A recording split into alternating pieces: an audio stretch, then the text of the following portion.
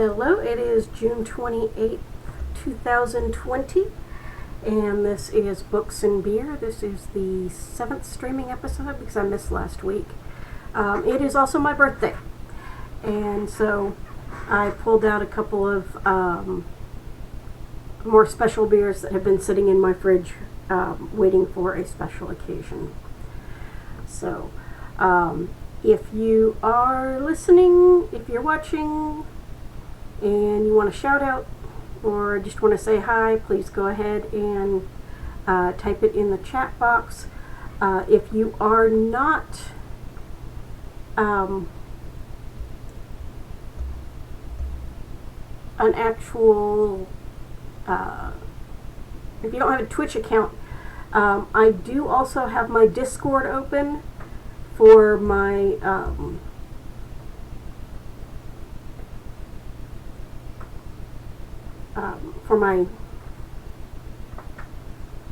Twitch stream, and you can go into Discord and you can type in a question there if you want as well. The address for that is discord.gg/discord.gg/R/VRD. Hey Kelly, glad you could make it. Thank you for the birthday wish. I got your card, and I would own my magic if I could figure out what it was. But I don't know what it is, so I'll work on that. All right. I did not get the last episode up on YouTube yet. I'm not sure if 5 is actually available on YouTube yet, although I uploaded it. So I will work on getting those done this week.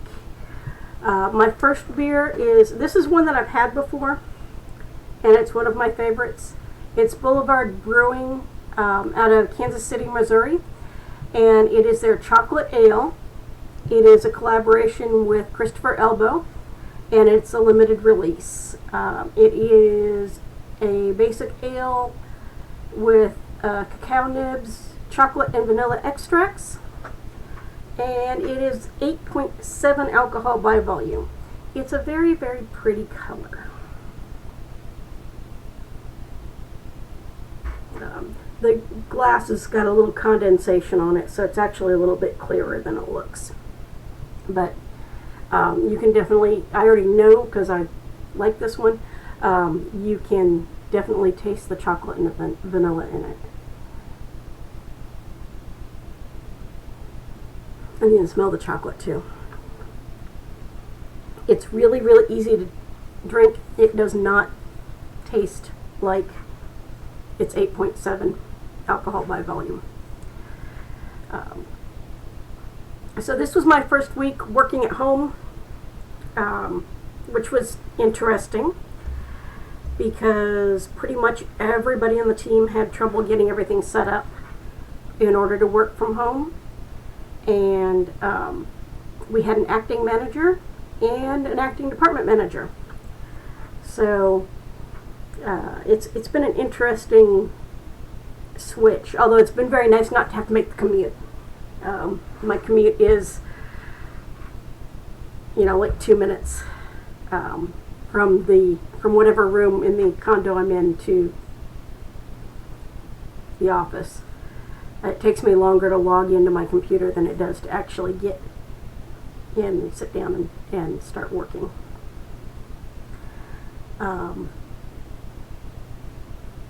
I was supposed to be, this coming week was supposed to be my last week with the team.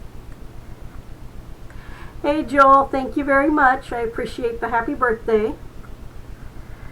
I'm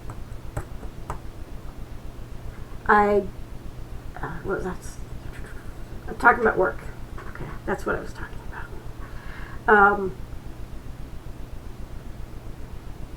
Yeah, next week was supposed to be my last week with my team, and I was supposed to be going back to my home team, which I've never actually been with because it's my new team on nights. But as it turns out, they haven't been able to get anybody to take the lead position for the team I'm with right now. And the week after next, they get a semi-permanent manager. So they decided to let me stay for another 2 weeks. So I'll be with my 1040X team until the middle of July. At least that's what I've been told is going on for now. If you've watched these previous ones, you may have noticed that the angle is a little different. That is because my work computer and my work monitor are on the same desk as this computer, so I had to kind of shift everything over a little bit. Also means my mic is a little further away, and I'm still getting used to having everything set up this way. So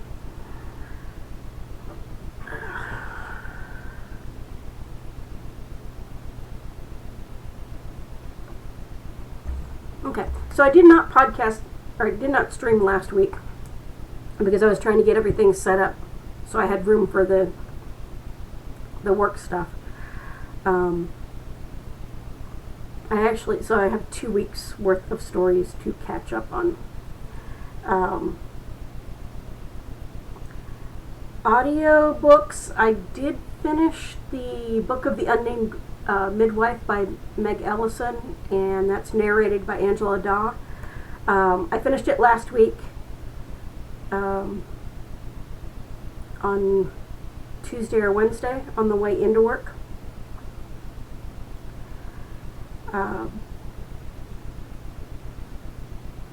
Just to give you a little bit of a reminder about it, I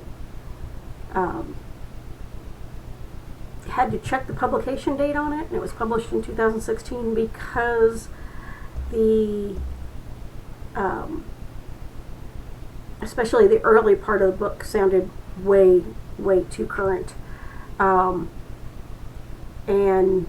it started to feel that way again last week because with all the protests and the riots. It's a really good book. I actually kind of think I might want to read it, although I really enjoyed the narrator, so kind of wanted to look out for some other books that she's narrated. But it really struck me that we never actually learn the name of the main character. We only ever know the names that she gives other people, because the story, the primary part of the story, is all told by her or through her journal.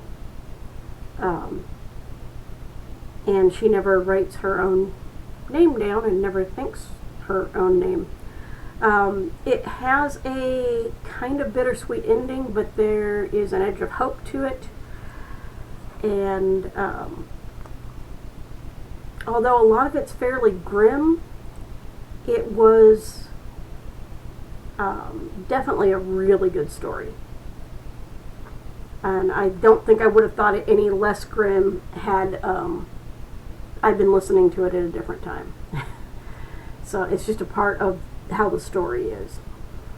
I debated when I finished that whether I was going to do another fiction book in audio or whether I was going to do a nonfiction book, and then what nonfiction book I was going to do. I ended up starting a book called Unladylake, a field guide to smashing the patriarchy and claiming your space.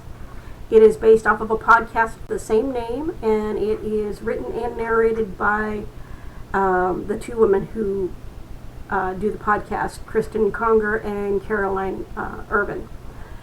And they started off over on the How Stuff Works network.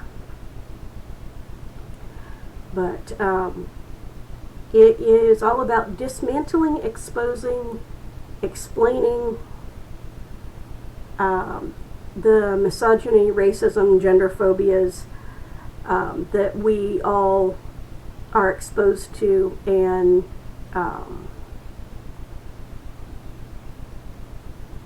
influenced by, and how to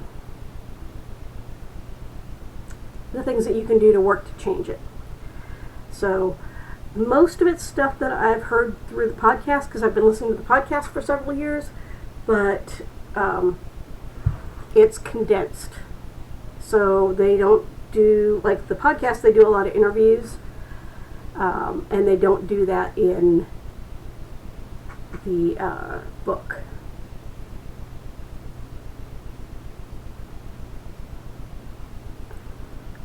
I haven't been out walking, which is, bad on me. It also means I haven't listened to any more of the Queer Eye audiobooks. Although I did binge season 5 on Netflix for a second time. But Queer Eye is one of my comfort binges, so at least I didn't binge all 5 seasons. I just binged the 5th season. But now when I've been working here from home, I've been listening to podcasts to keep up on my podcasts, and except for Thursday and Friday night, I was listening to Hamilton, to the Hamilton soundtrack. It's one of the nice things about working from home is the fact that I can actually have my podcast going and I don't have to be wearing my earphones. And I can sing along and there's nobody to hear me. So that's been kind of nice. It'll be different when I am back in my home team and have to be on the phones. But it's nice to not have to worry about anybody else hearing what I'm listening to.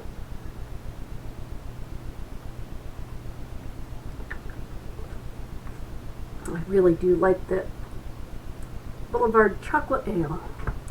That's my last one. I had saved it from the last time I bought it and put it in the fridge specifically for a special Books and Beer. So,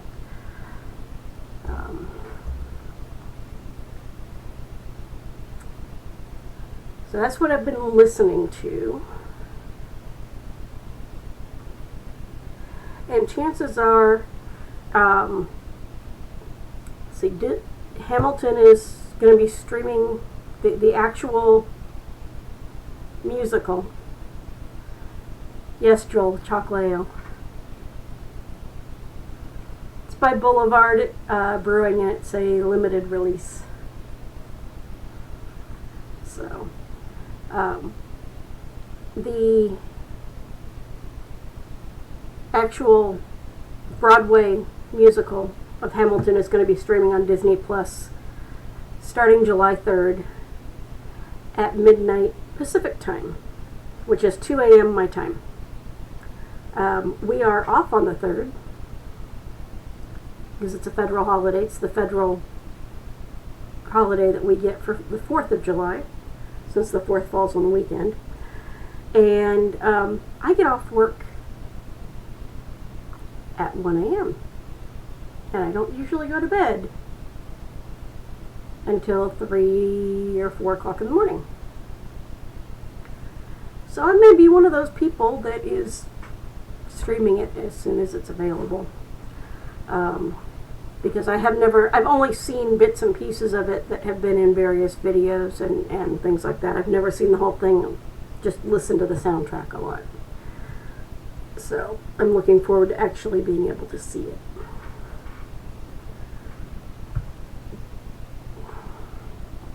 I can't believe the year is half over already.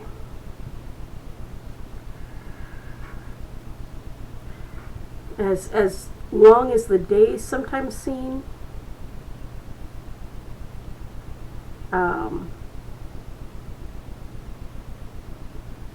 the actual months since the beginning of the year have gone by pretty quickly.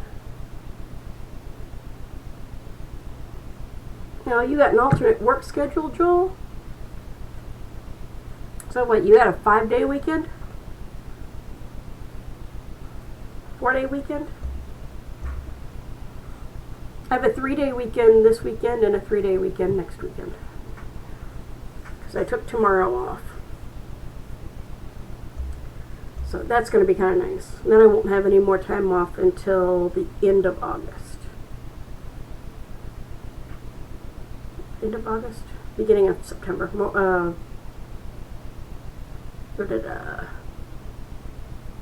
Labor Day.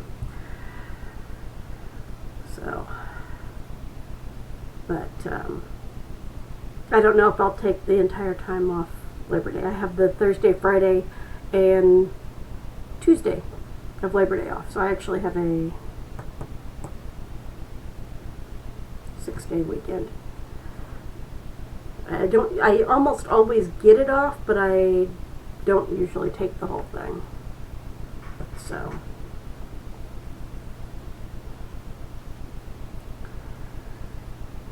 And one of the things I have found out at work is that our teaching is going to be probably all virtual over our 3 Saba meetings, which are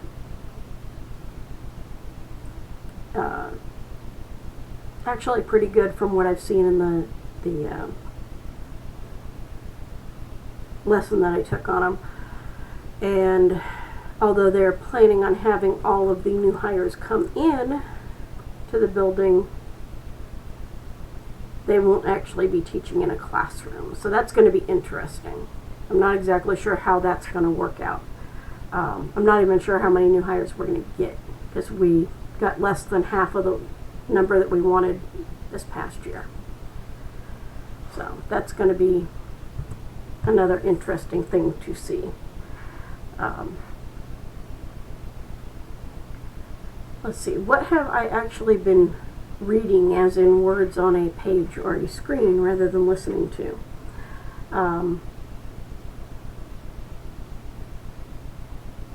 I finally got through the introduction to Marcus Aurelius's Meditations. The introduction is by Gregory Hayes, who is the translator. Haven't actually started the actual text of the meditations. Although there was a note that it might have been better titled Memorandum, because it really is more like the author writing to himself. The remainder of the intro was covering things like the genre, the structure, and the style, recurring themes. It is the whole philosophy of Marcus Aurelius is centered around Stoicism, so there's a lot of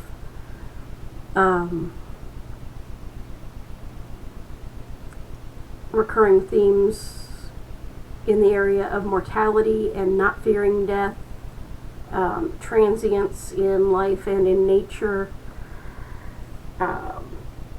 Marcus didn't really seem to like a whole lot of people.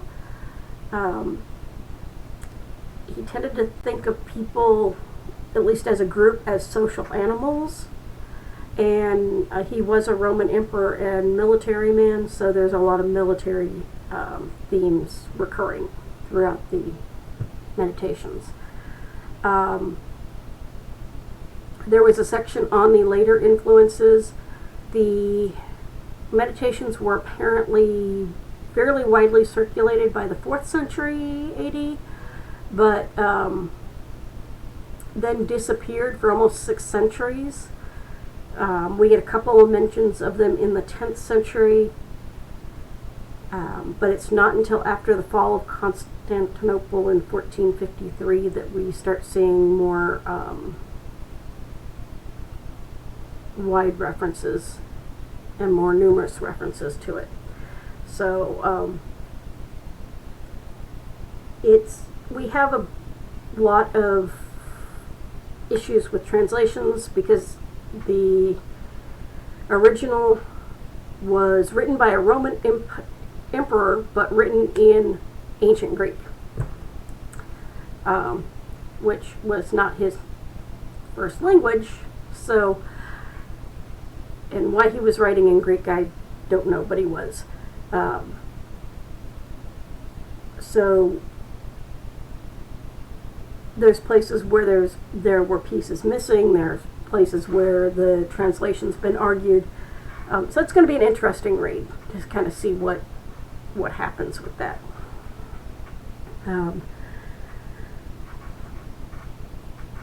But that's actually, I have that in print. So that's one of the ones that I am going to start reading the actual, meat of the book this coming week. I'm looking forward to it, but I don't expect it to be an easy read, so I probably will not be reading it very fast.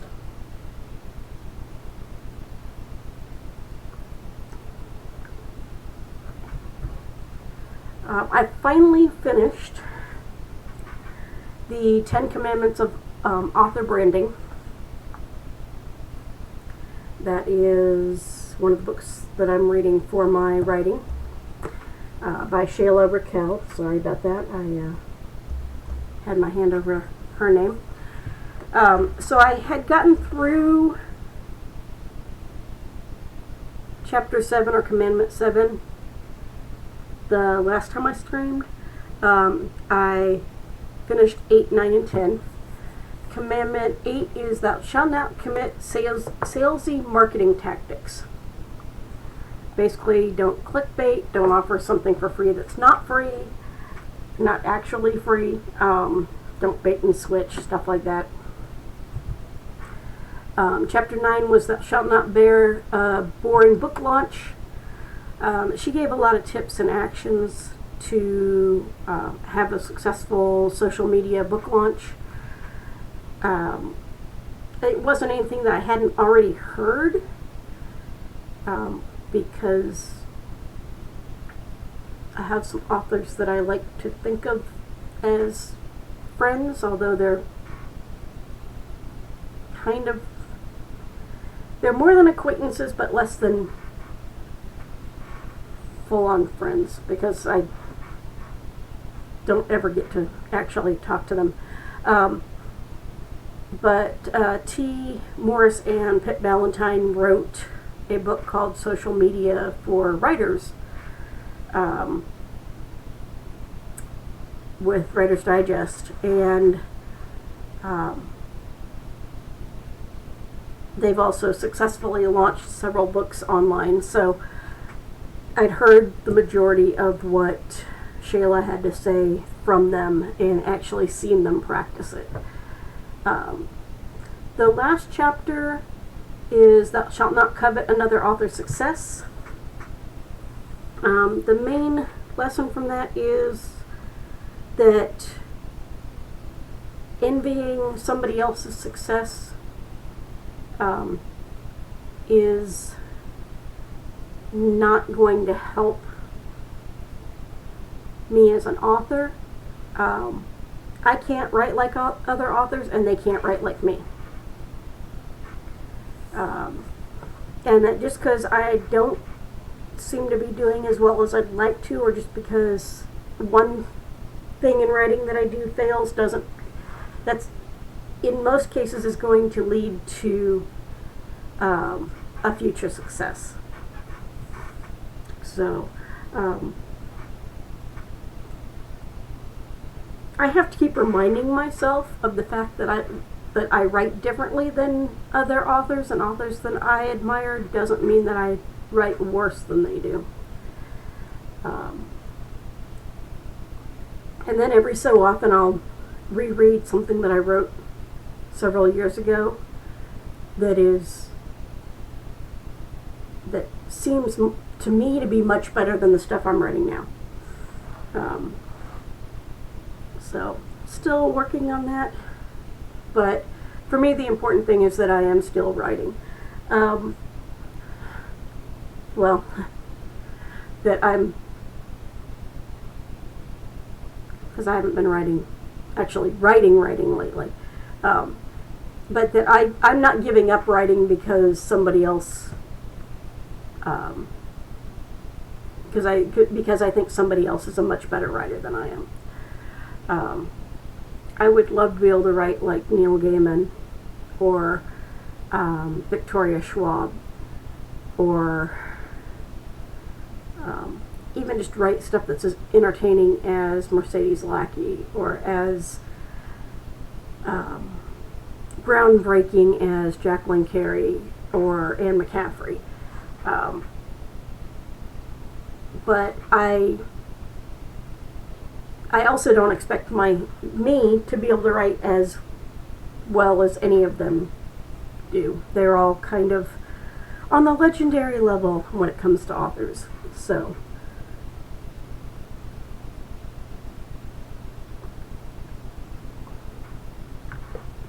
one thing I didn't do,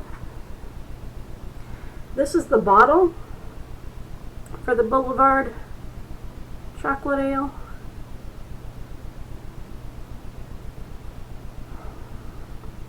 They don't really have anything fancy on the label.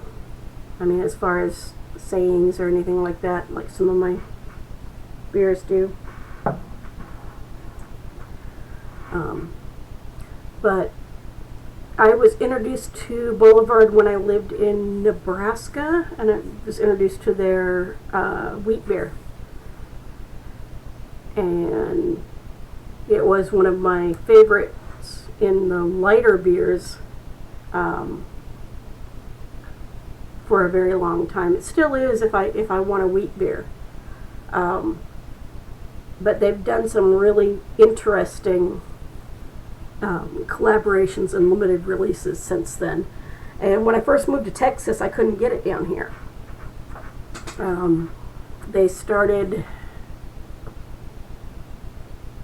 They didn't have all the paperwork and everything they needed to be able to ship and distribute in Texas.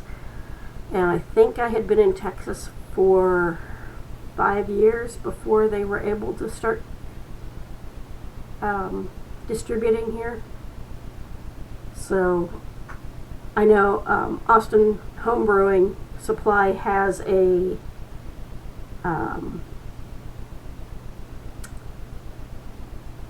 home brewing recipe that's a clone of Boulevard, but it took having several people be able to come down from Kansas and Oklahoma and bring 6-packs of Boulevard wheat down for them to be able to create the clone recipe. So Sierra Nevada Pale Ale, that's not a bad one, Joel.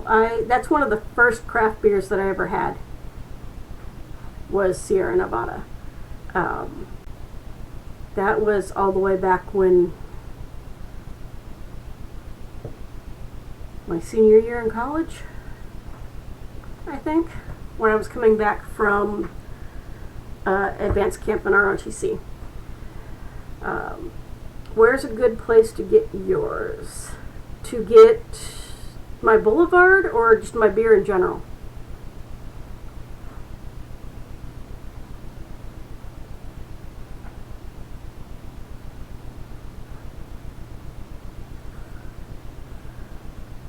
Because HEB actually carries some pretty good singles and craft special craft 4 and 6-packs. Specs always has a good selection, and generally the people at Specs can recommend stuff based off of what you know you like. They have a singles rack usually towards the back of the beer department, where you can get specialty singles, and I've gotten quite a few from there. There are some bottle shops in town. There's one down south, but I don't remember where it is, because I go to Boutique up here because it's up near me. So if I'm going to a bottle shop to get specific stuff that I can't find someplace else, that's where I go.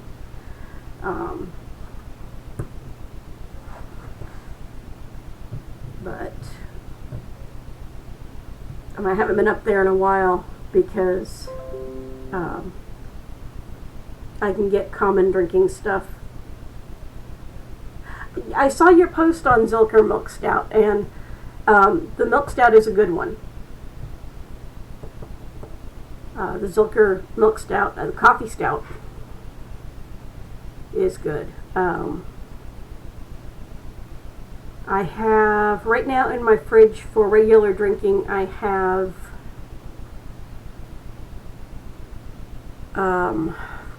Untitled Art, it's a Pilsner. I have a New Zealand Pilsner, and I have a Scandinavian Coffee Stout. So those are what I have for my regular drinking, such as it may be.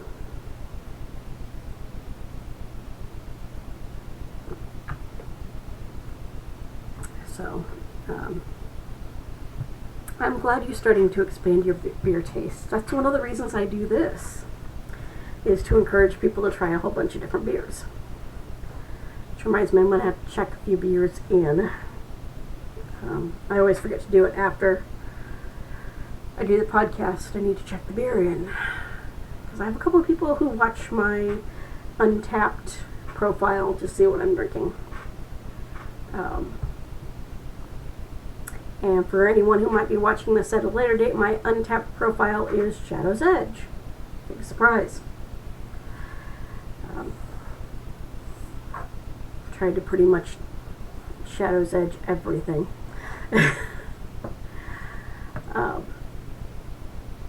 Okay, so we got through the... Oh no, one more nonfiction book. I got my copy of Discord for Dummies.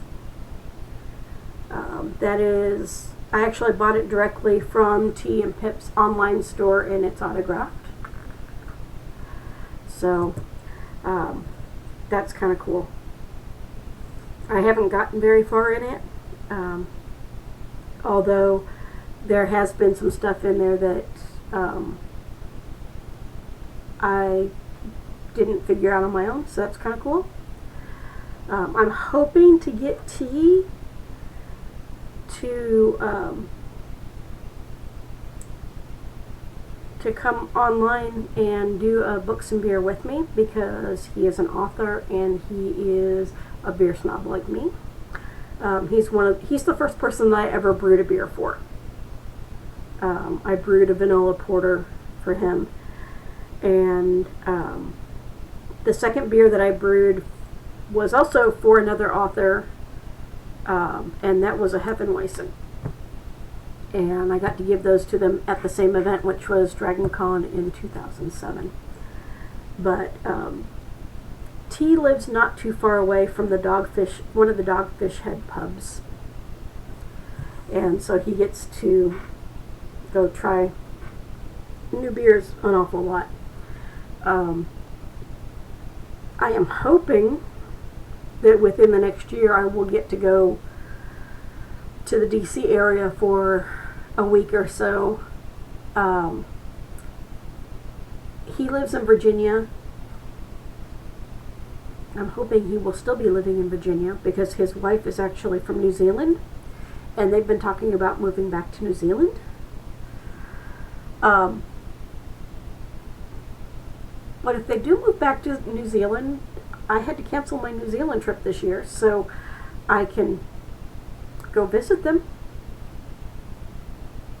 but I have another friend who works for the State Department in Alexandria. She lives in Alexandria, and I really want to go down and spend some time at the Smithsonian, because the last time I was there with my mom, my sister, and my brother-in-law, and we only had one day because we were really in DC to see a football game.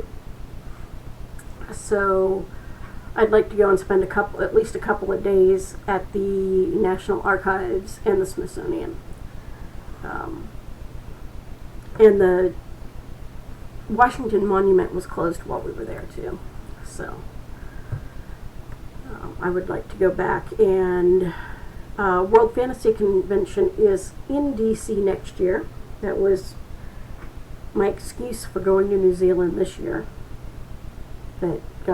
It didn't get canceled. It's going virtual, but the trip got canceled. But next year it's in DC, and I have friends in DC, and I have friends in Maryland, and yeah, so and friends in Kentucky and Ohio too. So I might just do my best to make it to Worldcon next year and take almost as much time as I was planning on taking for New Zealand this year, and kind of go around. Oh wait, I have friends in New York too. So I may make a East Coast tour next summer.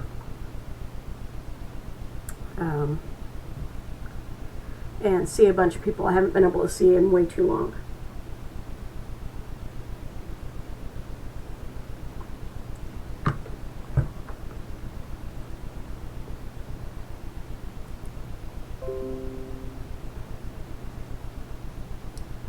Okay, so all of the nonfiction books that I've read have been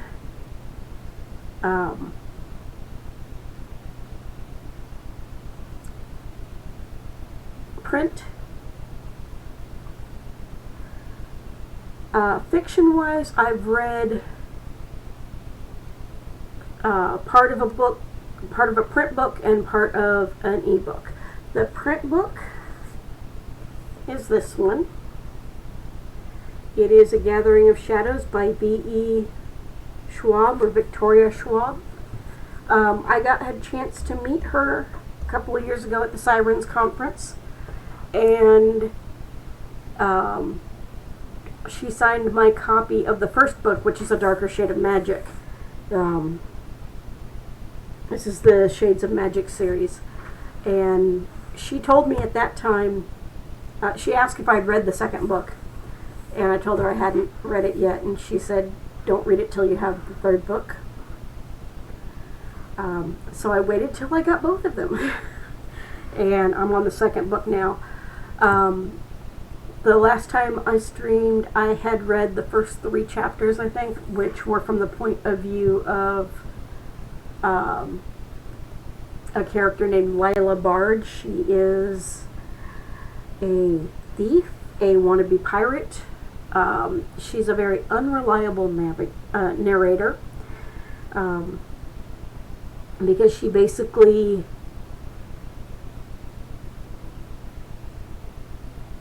will do whatever she needs to do to get her to either win a bet or get herself out of a bad situation. She's very opportunistic, and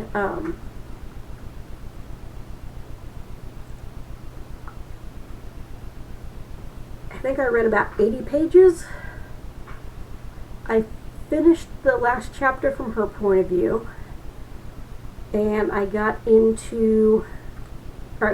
read the chapters from the point of view of Kel, who was the main character and point of view character in the first book. He has the version of the world that he comes from has magic in spades, basically.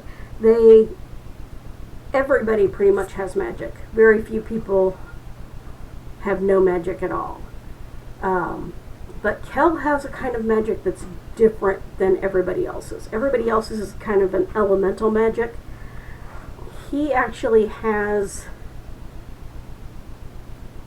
another kind of magic that is a blood magic, actually, that allows him to travel between worlds. And so he knows and has been to, he's from Red London. He has been to Grey London, which would be basically our London.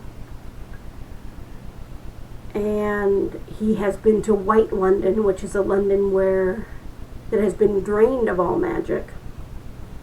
Grey London just basically doesn't acknowledge that magic exists. And then there's Black London. Black London was locked away from the other Londons. And only people who have the same abilities as Kel can travel between the Londons that are still open.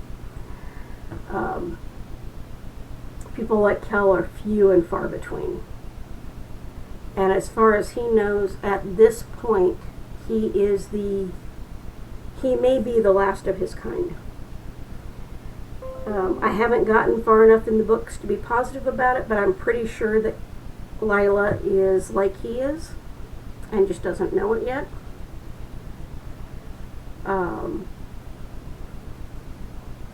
Lila's a really well-written character, and she's a really, really popular character with a lot of Victoria Schwab's fans. I don't really like her. I mean, I admire how well she's written. She's a really well-rounded character. I just don't like her. I like Kel, but I get exasperated with him sometimes. I don't like his brother. Kel, at 5 years old, was adopted into the royal family in his world. He's really adopted mainly to be a kind of a protector for the prince, the crown prince, whose name is Ree. Ree has a very, very little bit of fire magic. If he hadn't been born into the royal family, he would probably be living in one of the poorer parts of the city.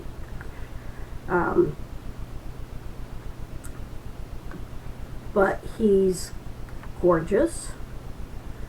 He's got an easy way with people. He's very charismatic. And so people tend to overlook the fact that he doesn't have a whole lot of magic. He knows that he doesn't have a whole lot. He doesn't like to work hard at anything. And in fact, he causes a lot of trouble for Kel. So I don't really like him either.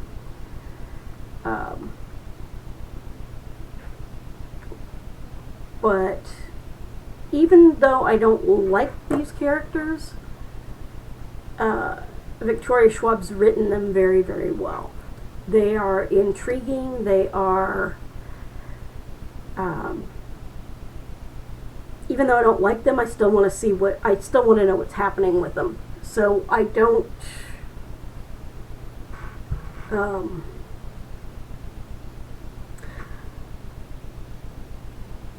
although I look forward to the chapters with Kel in them, I don't feel like I'm slogging through the chapters with the other characters. There's another character coming up that I was introduced to in the Lila chapters that I think may be very interesting, and we'll see what happens with that. I haven't gotten far enough into the book to figure out whether I really like him or not. I haven't seen enough of him. And I just want to say, I love, this cover is the same as the hardback cover. This is a trade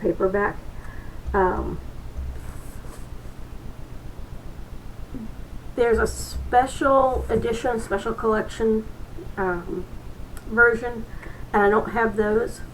They have absolutely lovely covers on them as well. I love the covers that she's gotten for her books. She has another. She has a book coming out in October, I think it is, called The Invisible Life of Addie LaRue, which has the main character is a character who was granted immortality, but with the caveat that no one would remember her. So I'm looking forward to reading that. She's got a couple of other books, quite a few other books that I've read as well. I'm probably going to reread a couple of them, and there's a couple that I haven't read yet, so they will probably come up on the podcast at later dates. But dark sci-fi fantasy fiction, I would definitely recommend Victoria Schwab. She generally publishes under V.E. Schwab, which has been to her benefit. She's actually had guys tell her that if they had known that she was a woman, they never would have picked up her book, but that they loved it. So I'm really looking forward to reading the other books that I've read by her. There is one that I have on my shelf in particular that I want to reread, but I need to finish this one, and I need to finish the third book in the series first.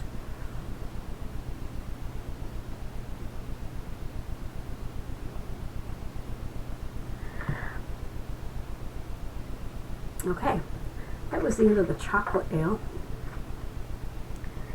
This is one of my older keychain bottle top openers. I always have at least one on my keychain. I think I have 3 bottle openers on my keychain right now. But most of the beers that I like are bottles, and they're not twist tops. So this is the one that I keep in the office. It used to have a little laser pointer light in it, but it died and then it fell out. And I used to have it on my keychain because it's a carabiner.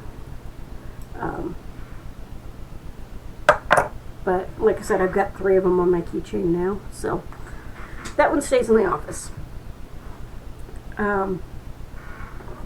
It is my birthday, special occasion, so I did actually select 2 beers for tonight. This one is by Firestone Walker in Paso Robles, California. This is one that they actually market as a vintage. They do a separate one each year. And for the last several years, actually, I've made sure I got the one for that year. And it's one of 2 that they take very seriously. They actually package in its own box. It is one of the more expensive beers that I drink.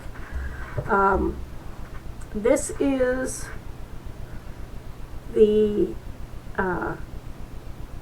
it's not showing up very well. Parabola 2020. It's vintage number 11.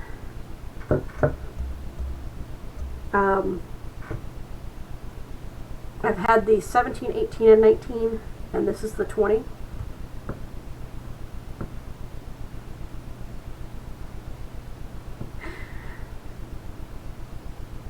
Using your Marine Corps ring. Well, that's nice. I don't have a Marine Corps ring.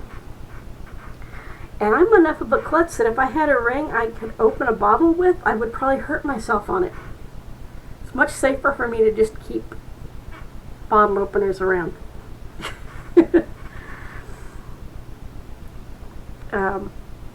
This one is a barrel-aged Imperial Stout. And Firestone Walker has been around since 1996. The two original founders, Adam Firestone and David Walker, are still with the company. And in fact, they signed the back of the box.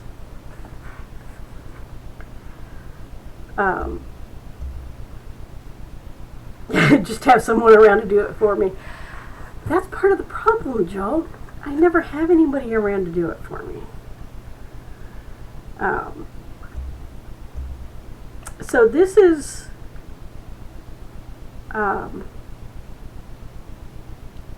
their proprietor's vintage series, and the Parabola is the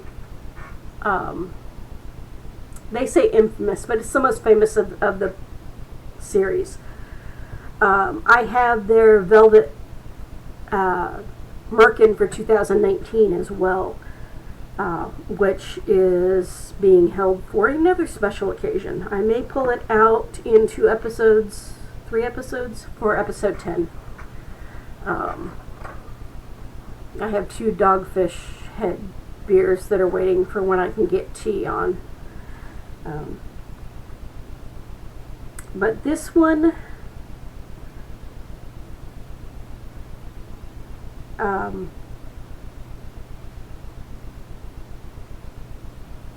let's see, what do they say? Of all the beers in our proprietor's vintage series, Parabola is the most notorious.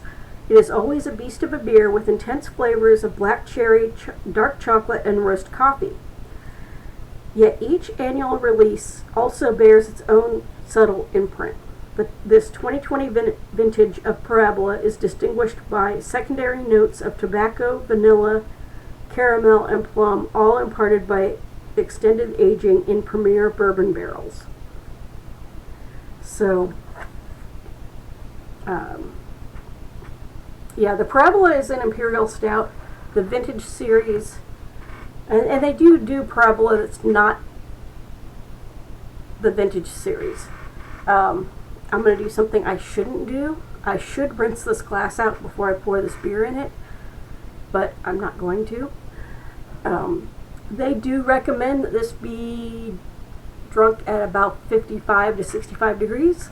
I did have it in the fridge all the way up until about 5 minutes before I started the stream, so I'm not going to get the head on it that I would normally get because I did have another beer in this glass, so it's not a clean glass. And it's got a nice little cream head on it, even so. It'll probably disappear pretty quickly. The Parabolas have always, every one that I've had has been a really good beer. Barrel-aged imperial stout, aged in bourbon barrels. The only special thing that they've got on their bottle is this, and actually on the inside, this is what cracked me up. Okay, so it's a special box, holds the thing, the bottle steady.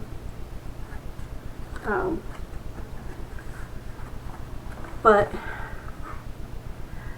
and you probably can't read that. It says beer before glory. That's kind of their motto, which kind of cracks me up. I don't know why you can't have beer and glory at the same time. We don't need any stinking glasses. I don't need a glass at all, really. But it's better off to drink a good beer out of a good glass. And out of the right glass. You know, I need to buy some Sam Adams and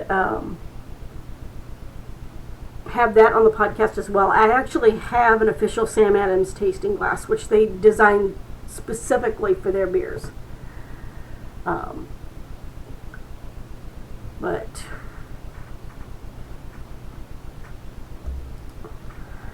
okay, so it's nice and dark, very opaque, and Yeah, if you watch the different episodes, you're going to see me drinking out of a lot of different glasses. That's because when the saucer was open, they used to have glass night, and I was almost always there on glass night, and I knew enough of the beer goddesses that I could let them know if I wasn't going to be there on glass night, and they would save one for me. So I have an entire shelf and a half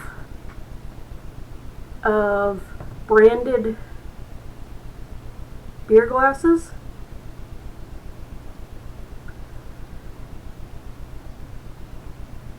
Sam Adams blueberry lager. Yeah, the blueberry is not too bad. Blueberry is one of those flavors that I'm kind of iffy on. I don't think in most cases it adds a whole lot to a beer. It's better in wheat beers than it is in your darker beers. But Sam Adams does a lot of really nice beers. They are technically a craft brewery, even though they're more or less available mass market. If you want a good Pilsner, something that tastes like a Pilsner, a German Pilsner is supposed to taste like, Sam Adams has a good one. Their Boston Lager is kind of an average dark lager, but they do a lot of good beers, and they actually have a brewing competition for their employees every year, and the ones that win actually get brewed in a seasonal pack, usually in fall or winter. So that's always kind of fun. They come up with some interesting flavors. What I miss, and the one glass you won't see me using, unfortunately, I have a glass from Canada. Bear with me for a minute. Hello, Seraph. Come on. That would be one of my cats walking around, either in the box or back here. Come on. Lay down. Say hello to Seraph. She really only does this when I'm streaming or when I'm in a meeting at work. My team got to hear her the other night because she didn't like the fact I wasn't paying attention to her. Okay, down.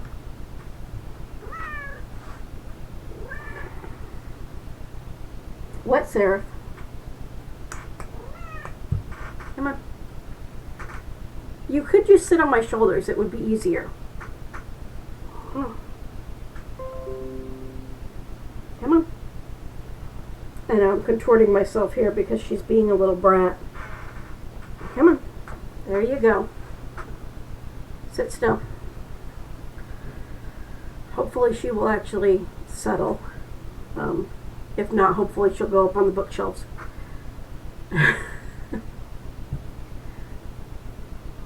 Joel says hi. She's like, I don't care.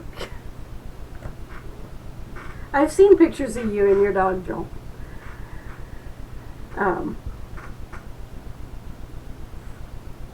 So where was I? Oh, yes. A couple of years ago, the family took, right about this time of year actually, the family took a cruise up the East Coast and up to Canada and Nova Scotia. We hit Halifax, we hit a couple other places. And in Halifax, right next to the cruise ship port, Garrison Brewing has a tasting room.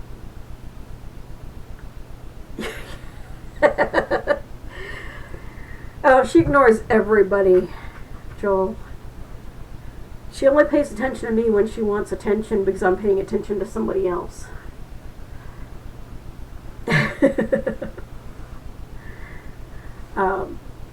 But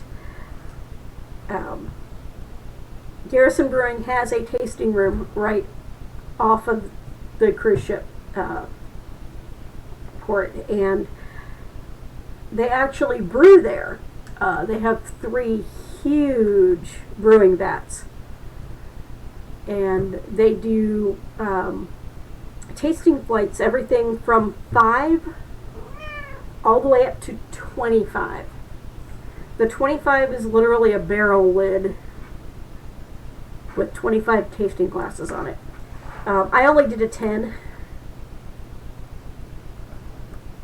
because I knew I had to get back on the ship and I was going to have to show them my ship's card and my passport to do that.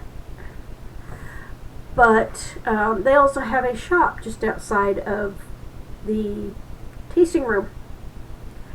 And so I bought a maple porter, bottle of maple porter, which unfortunately had to go into storage until we got back into the States. I couldn't take it to my cabin, which made me sad. But I also bought a pint glass from them. And a couple of months ago, I went to pick up the pint glass, and the main part of the glass lifted up, and the base of the glass stayed sitting on the counter. Lost an entire good beer to that. I have not glued it back together. I need to. I really would like to actually get it replaced. It's Garrison Brothers Brewing out of Halifax. And I have not been able to get any of their beers down here. They've got some really, really good beers. And unless I head back up to Niagara Falls, chances of my getting any more of them are pretty slim. Which makes me sad. Okay. Alright, so let's go ahead and try the 2020 Parabola.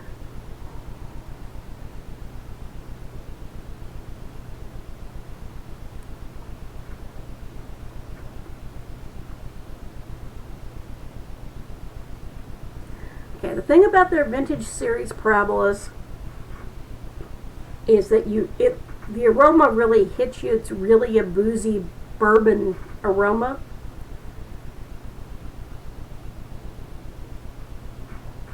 I was about to say I don't get the tobacco that they said the tobacco flavor was in there, but there's a little bit of bitterness underneath, kind of a smoky bitterness underneath all the other flavor notes. So it's there.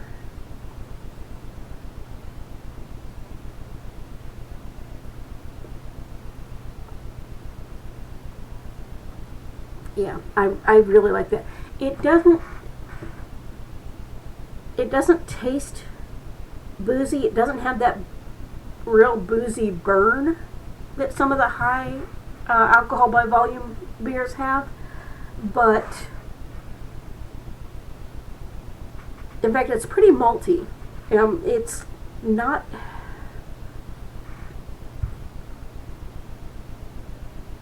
It's on the sweeter side and kind of on the heavier, more substantial, and almost sticky sweet, but not quite side. It's got that underlying smoky, dark bitterness to it.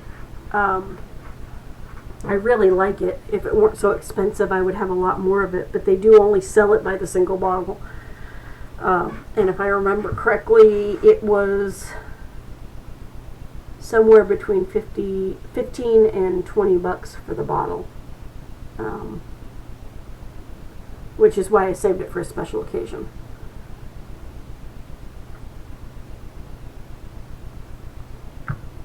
Oh, it's nice though. And it's a 13.6% alcohol by volume. So really, most beers at that ABV are very boozy tasting. It's not hard to limit yourself and drink them slowly. This one, I've had a couple of others that I would drink faster than this, but not too many. The aroma, more than anything else, is going to slow me down with these. Okay, I've gone over all the print books that I've read. I have started one other book, and that's an ebook by Gail Carriger. She wrote the Parasol Protectorate books, which are some of my favorite steampunk-esque books. Gail is a character in and of herself. Every convention appearance, every book signing, every social media appearance that she does, hello Sarah, move out of the way, she does dressed in 50s style. That is her thing.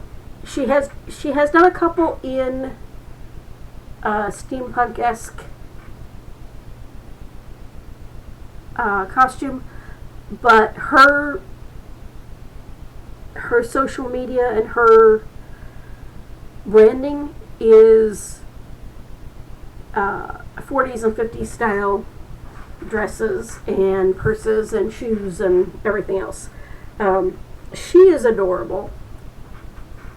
She is very interactive with her fans. And she writes a lot of stories that basically treat the gender spectrum, the spectrum of gender and sexuality as normal, not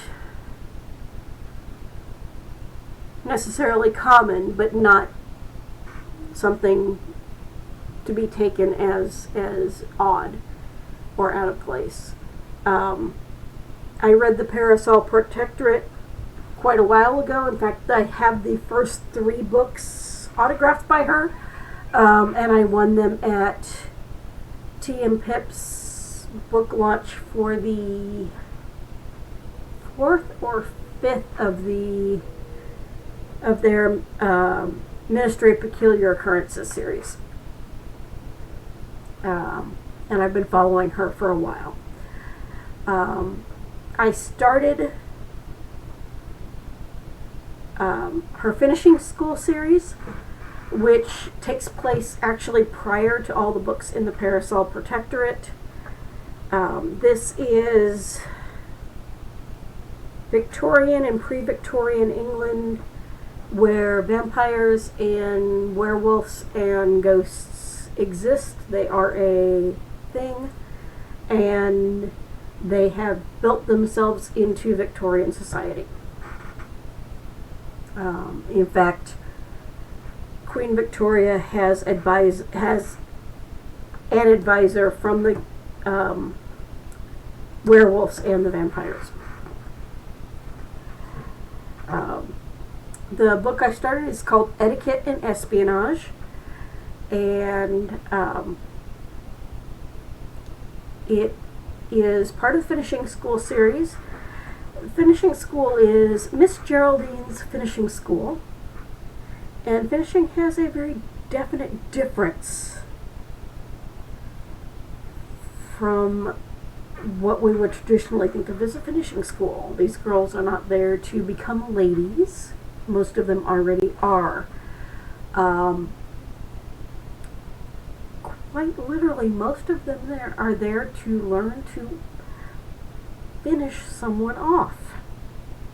They have lessons in self-defense, in spying, in poisoning, other direct methods of finishing someone off, but looking like a lady the entire time they're doing it.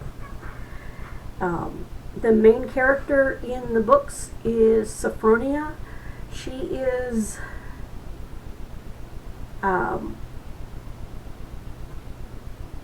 or less what we would consider a tomboy. And above all else, she likes to read and likes to learn and likes to take mechanicals apart.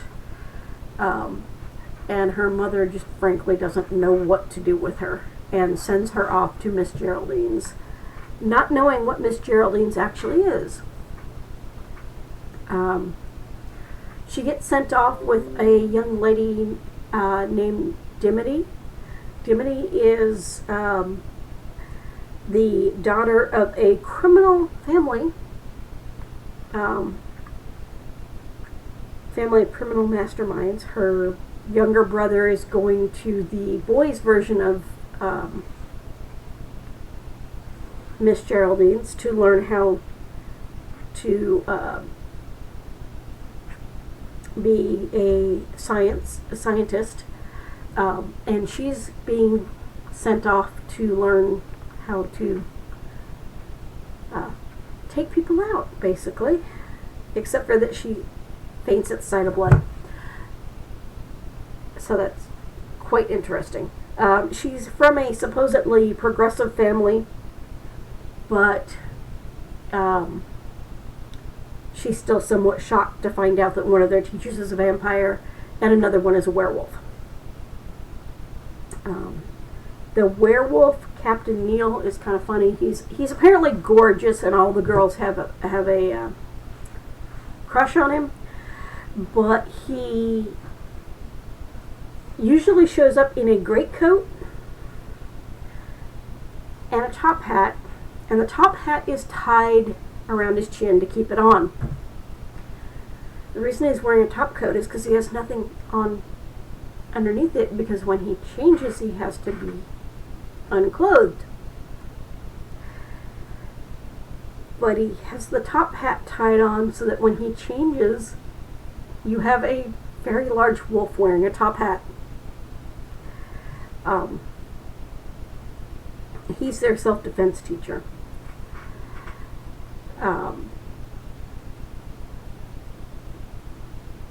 There's a very definite class status that goes on. The school is actually airborne. It is hanging off of 3 dirigibles, and there's a very very distinct difference between the girls and the teachers and the people who keep the dirigibles running. There are a bunch of basically teenagers and younger, mostly boys, who keep the engines stoked with coal. They're called the cities because they're always covered in soot. And for various different reasons, Sophronia ends up climbing her way down to the engine rooms and meeting pretty much the teen who kind of gathers up all the other cities, whose name is Soap. His nickname is Soap. He is African English, because this all takes place in England. And he was born in England, but his parents were African. She also meets Vive. Now, Vive is about 8 or 9 years old, and all the cities and Sophronia think that he is, or that Vive is a young boy. But having read the Parasol Protectorate series, which takes place after the Finishing School series, as soon as I found, I suspected when I saw the name Vive, because it's Vieve.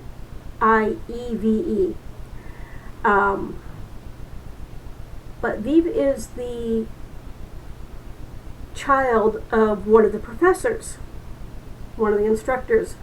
It's Professor LeFou.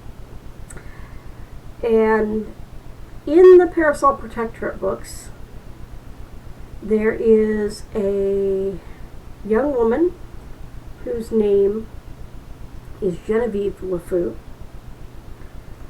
who is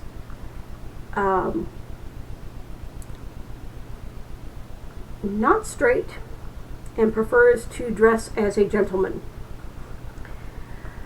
And so Vive in these books is Genevieve LeFou as a youngster, which explains a whole lot. I really enjoy the Parasol Protectorate books. I'm really enjoying reading this book. I got the entire Finishing School series as a box set ebook version, so I'm just reading the first one right now. And I'm looking forward to getting back to it. I haven't been doing as much reading as I would like to be doing, and I'm going back and forth between my print books and my ebooks. That's right. I did read one other ebook over the last 2 weeks, and actually I read it in one night. It's more a novella rather than a full novel.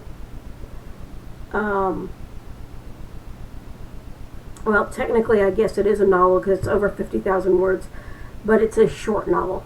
It is The Lost Library by Kate Bure. Kate is a local Austin author. In this case, the main character lives in Austin and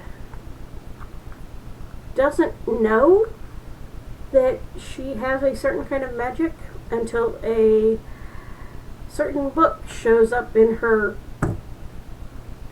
mailbox, and she can't read it, but anyone else that she shows it to just sees blank pages, doesn't see anything to read at all. There are some editing issues with it.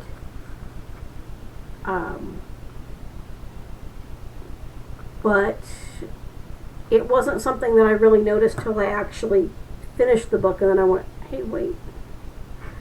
I know Kate. I haven't seen her in a very long time, but I have met her a couple of times. And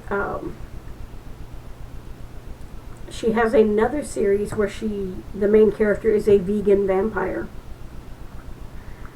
So Kate likes to take the standard paranormal tropes and turn them on their ear, which has been this book. Even though there were editing issues with it, I want to read some of her other stuff and see what she's done. The vegan vampire had me curious in the first place. And this one isn't the vegan vampire, so I'm going to have to go look that one up too. But it was a lot of fun.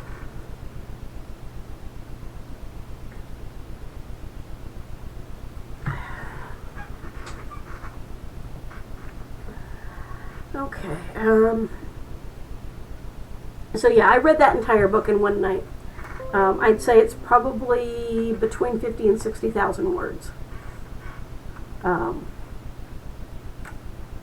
And she develops her characters really well. The editing issues that I'm talking about have to do more with continuity.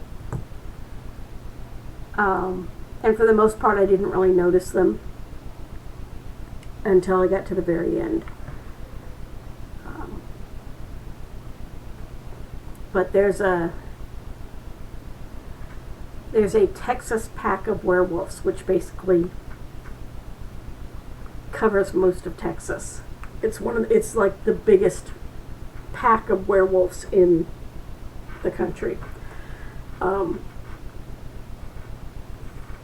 the book that she gets is actually a book that belongs to the werewolves. So it's a interesting. It's fun. It's a quick read, and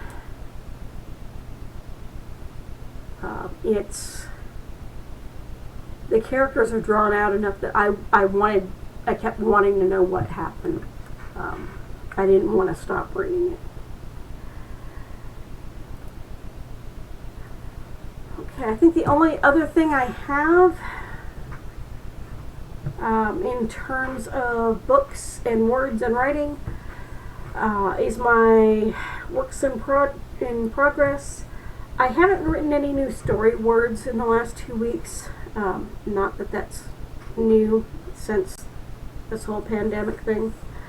But I did write some restructuring notes for my Double Helix series. I've been in the process of revising the first Double Helix book, which, Joel, you've read. And there's not any major changes happening in that, just some smoothing some stuff out and taking care of some typos and things like that. But one of the things I was trying to figure out, I had the next 4 books actually already written, and it was supposed to end with the 5th book. But I was having some point of view problems. I straightened out the point of view problems, but I also realized in doing the restructuring that there are actually going to be 7 books instead of 5. Which is kind of annoying because the series was only supposed to be 3 to begin with. So yeah, I have 2 more books to write. I have to redo the point of view on the books that I have rough drafts for, and then I have 2 more books to write. But that's what it's going to take to get me where I need to be to finish it off. And then I will be able to maybe write the Starfall Stations trilogy. That is basically MMA on a space station.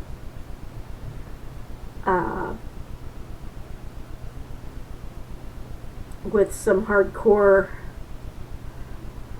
secret capitalists trying to take over said operation.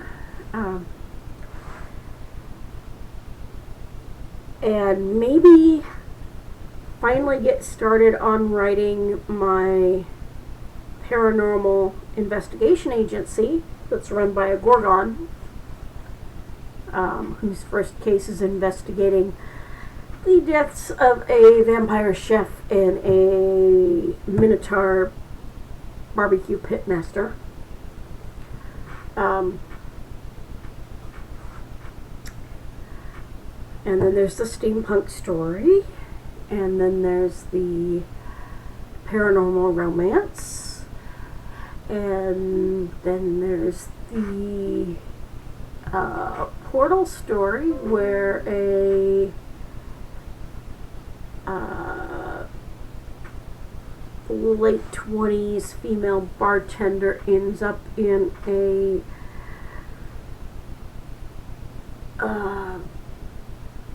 world that is basically Celtic mythology.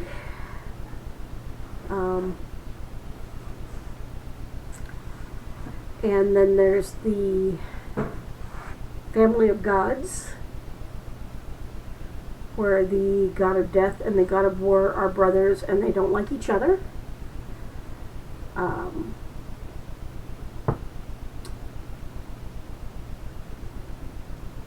And then there's another sci-fi story about an underground video network. So yeah, kind of a lot of stuff to write. And I really need to get the Double Helix Chameleon series finished so that I can write the other stuff. Including the other Double Helix series, which there's at least one more that's right now is a trilogy. The way the Double Helix stuff is going, it looks like that may end up being, who knows, it may end up staying a trilogy, it may end up being 4, 5, 6, 7 books.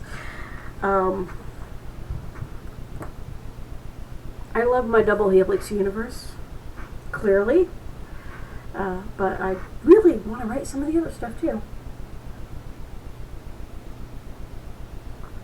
So, unfortunately, most of my creative cycles have been dealing with just being able to deal with the pandemic and then dealing with getting back to work and working from home. So I haven't been doing a whole lot of creative stuff. In fact, I have a whole pile of sewing and costuming and other creative stuff that I need to do as well. And just in case you're wondering if I happen to print out rough drafts of stuff, this stack right here is all printer paper.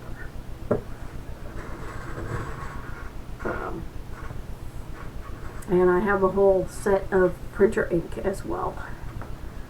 So, but yeah, I think the rest of the night I am probably going to spend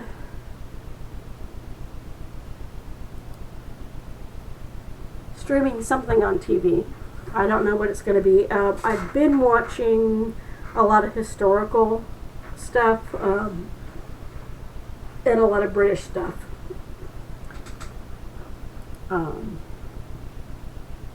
But I may put a movie on. I'm not really sure.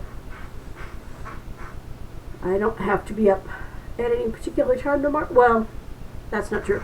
I have to hit the Container Store at 2 o'clock tomorrow to pick up something that I ordered. To hopefully organize my kitchen a little bit more. And either Tuesday or Wednesday I have a package that should be showing up from Best Buy. A new headset for streaming from my PlayStation and when I'm streaming games, so that I can not just be using an earbud that has to be plugged into my controller or my full headset. But I didn't stream at all last week, which I feel kind of bad, because I've been trying to set up a kind of a schedule where Monday, Wednesdays, and Fridays I want to stream whatever games I'm playing. Tuesdays and Thursdays I do a lot of craft stuff, and I downloaded the software or the app to actually use my phone as a second camera so that I could have a camera focused on what I was actually doing. And I have as yet to actually stream any of that. Maybe I'll actually test it tomorrow and stream on Tuesday. I have some stuff I have to do for the little troll that we've got for our shop out at Sherwood Forest Fair.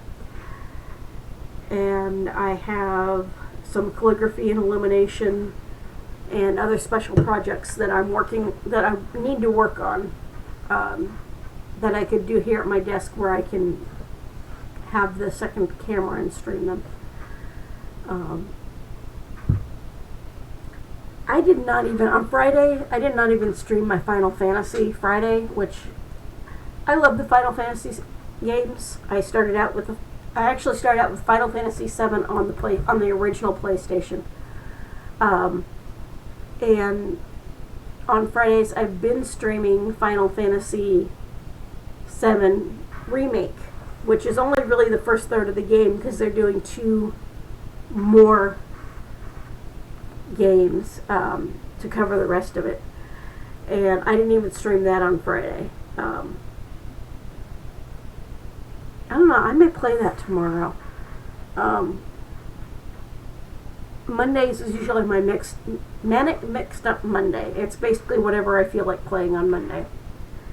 Wednesdays is Wicked Wednesdays. That's usually going to be a game where I'm playing a character of questionable morality. I've been playing Assassin's Creed 2, and probably it's going to be Assassin's Creed games on Wednesdays. But we'll see. It's always going to be a game where it's the main character is not necessarily a quote unquote good character. And then Final Fantasy Fridays. But I don't know. I might play Final Fantasy tomorrow.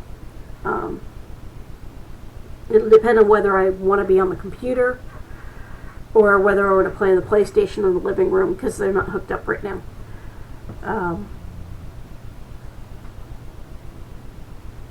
What have I been playing on Mondays? I've been playing Mini Ninjas. And what did I play the last time? Because I didn't play last week. But I didn't play Mini Ninjas the last time I streamed on Monday. Monday is just kind of whatever I feel like streaming. Whatever game I feel like playing. And I generally do that during the day. But you can always watch any of the streams that I've done after the fact on my Twitch page, my Twitch channel. Yeah, I've been playing a lot more video games than usual. I probably ought to play Elder Scrolls Online because I haven't played that in like a month and a half. And I've been trying to level up some characters on that game. So I probably ought to go back and play that again. So, not that I think that my one actual viewer at the moment is interested in watching me play video games.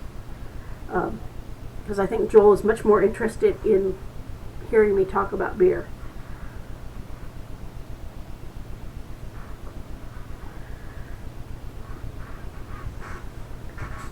What cracks me up is my sister, for a long time, was the wine drinker of the family. And so anytime we had a family vacation and we were having a dinner where it just seemed like wine was the more appropriate thing to do, we would all ask her what to drink.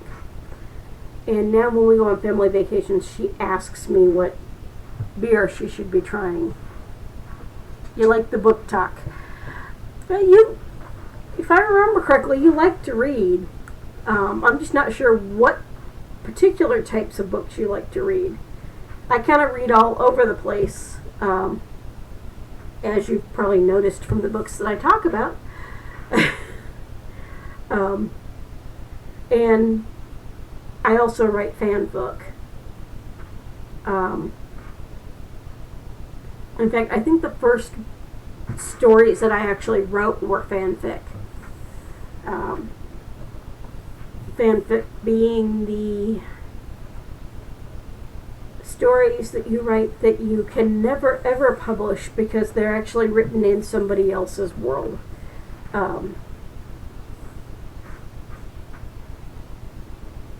Stephen King, W.E.B. Griffin. So you like horror and suspense, Asimov sci-fi. Somebody's doing a Foundation series. One of the streaming channels is doing a Foundation series. I don't remember which one it is.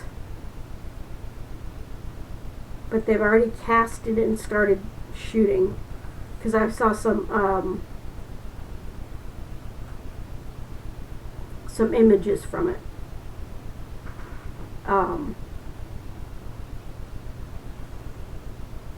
I think Asimov, Bova, Bradbury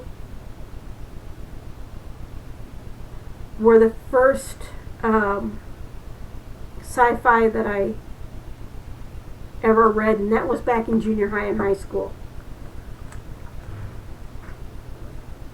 So you saw the trailer for Foundation. When do you remember which streaming network that's on?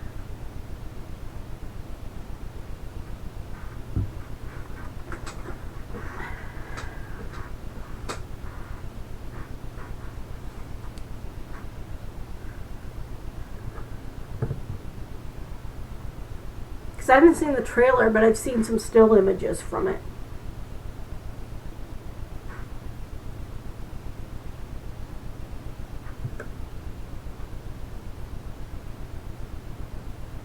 And at some point, maybe if I can get the streaming to work right with my phone, maybe I'll take my phone out and show the my bookshelves in my living room, which are all my sci-fi, fantasy, and role-playing game books.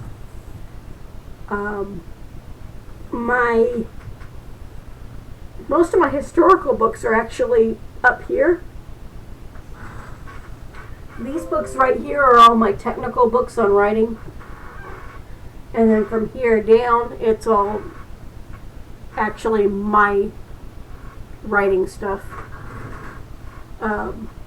This back shelf back here is various different books on various different religions. And this shelf is actually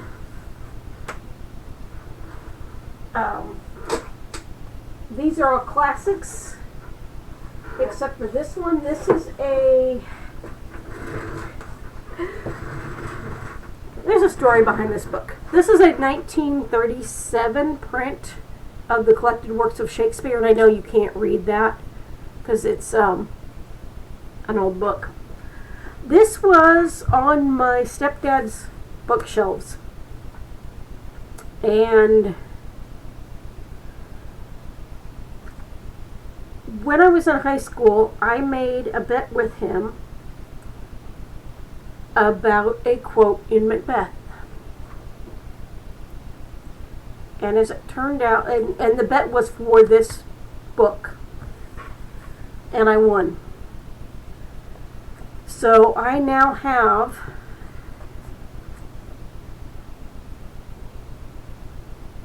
a 1937 collection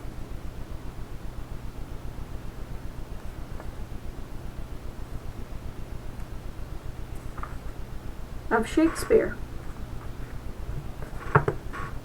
And this has sat on my shelf in a place of pride ever since. Because my stepdad was so very certain that he was correct and that I was wrong.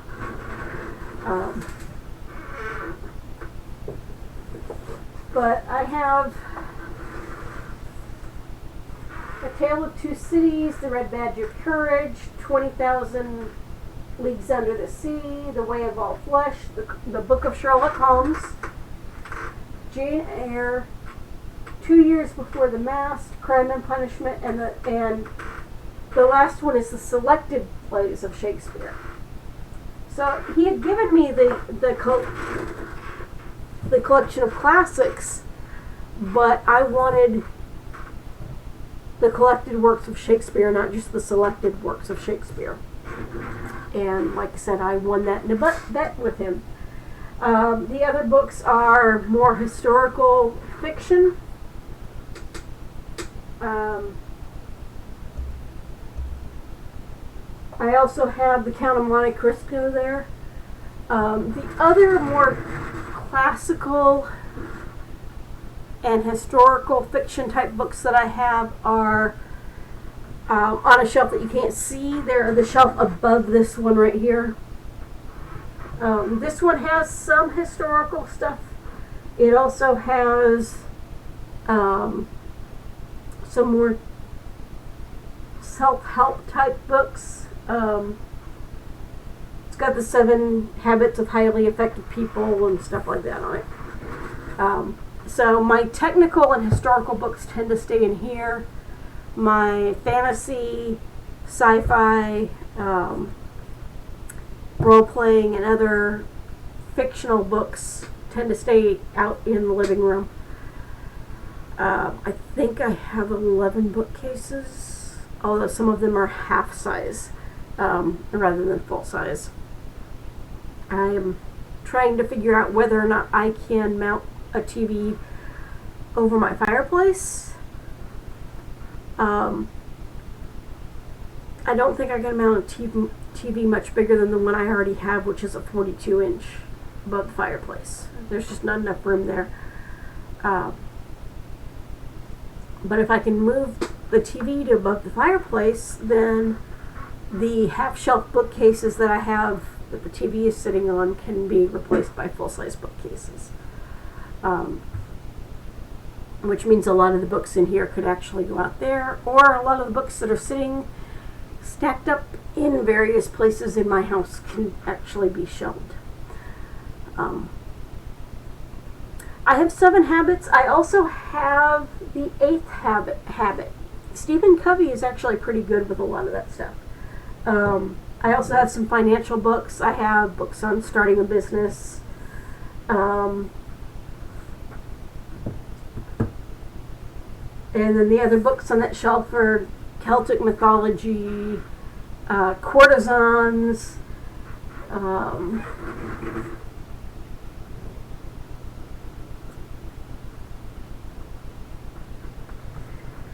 ancient British history, wisdom of Tai Chi,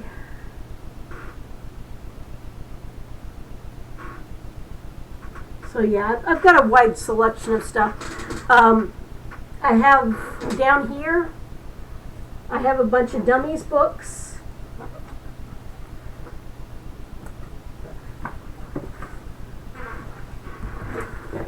So I mentioned T. Morris earlier. He wrote the Discord for Dummies. He wrote Twitch for Dummies. He also wrote Podcasting for Dummies. This is the first edition. It was written with Evo Terra. The second and third editions were written with Chuck Tomasi. He is currently working on the 4th edition. T has been podcasting. In fact, that's how I met him originally. He's been podcasting for years. He was literally the first author to podcast his entire novel.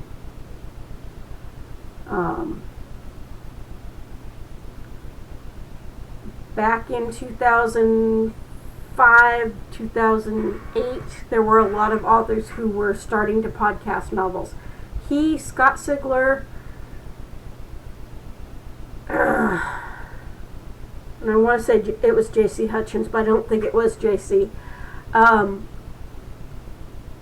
were the first people to actually podcast a full novel. And I am lucky enough to know all of them and to have all of them actually remember who I am. Most of them actually remember me as the Brew Mistress, because at that time I had a website called The Brew Mistress, and I was posting about the home brewing that I was doing.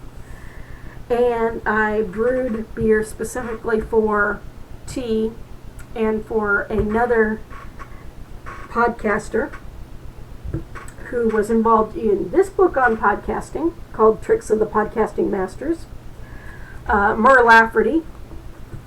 She is a sci-fi fantasy author. She was Hugo nominated for a sci-fi book a couple of years ago called The Six Wakes. And she has chosen, rather than primarily to do the self-publishing route, to go for traditional publishing, whereas T has done a hybrid version. He has had books that were self-published and books that were traditionally published. Let's just get those back in the general right spot. This is my technical shelf, by the way. This is a shelf that has books on project management, on programming, on websites, all that kind of stuff. That's my technical shelf.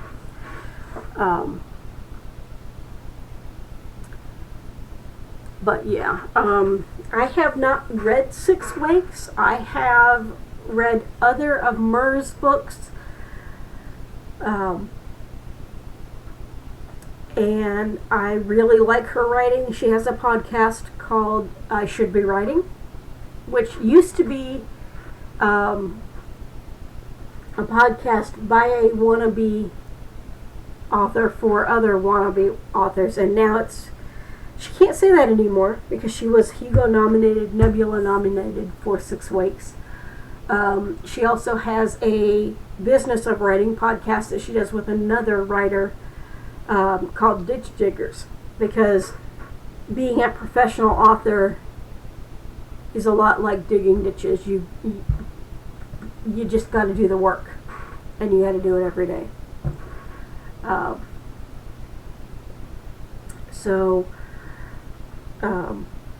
When I first started brewing, I was trying to decide what to brew, and I had been in touch with T. Morris at the time, and I knew I was going to be going to Dragon Con later in that year, and he and most of the other podcasters that I followed, podcast authors that I followed, were going to be there. And so I asked for suggestions of what I should brew, and he said vanilla porter. I said, okay, fine, I'll brew a vanilla porter. And then Mer Lafferty said, I like Hefeweizens. Okay, I'll brew a Hefeweizen. And then I also brewed a honey brown ale, just because you can't really screw that one up. And some friends and I drove out to Dragon Con in Atlanta that year. That's Labor Day weekend, which is why I always ask for the Thursday, Friday, and Tuesday around Labor Day weekend off, in hopes that I will someday get back to Dragon Con again. But I went out there with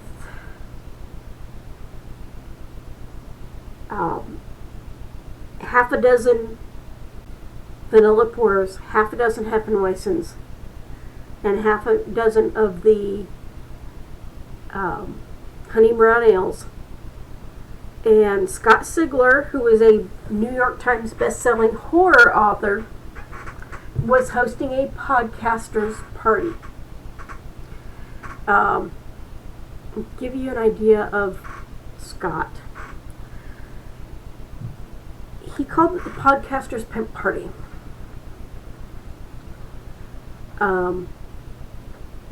Scott styles himself as the future dark overlord. And he is hilarious.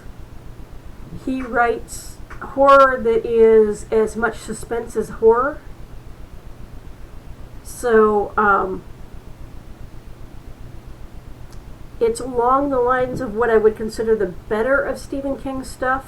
I don't read a lot of Stephen King, partially because when I was younger I read Christine, and that was quite enough for me, thank you.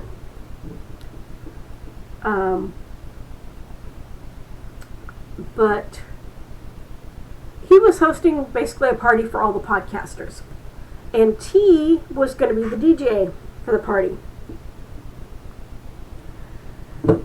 And my friends and I got to Dragon Con, got to Atlanta, checked into the hotel, and one of my friends and I decided to go over to the mall, which was connected to the hotel we were in by a sky bridge, to get something to eat. And we were on our way back, and we were just starting to hit the actual Sky Bridge, and I hear this voice that I know. But I'm a bit of an introvert when it comes to people that I'm in awe of.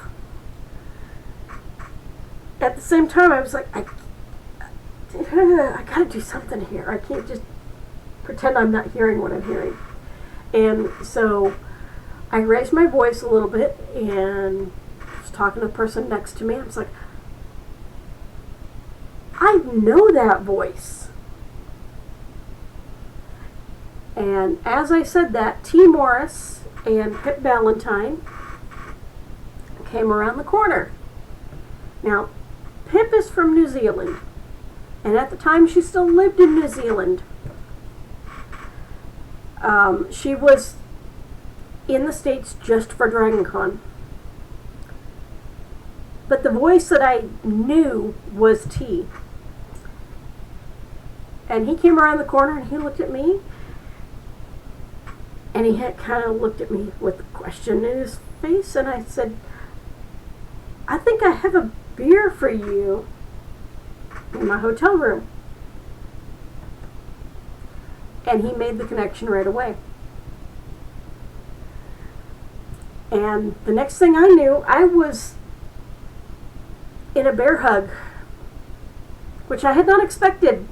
I had talked to him online. I had talked to him through Skype. I had brewed a beer for him, but I had not expected to be recognized that way. And when he let me go, he goes, "This is Pip." And I said, "Yeah, I recognize the voice from your podcast."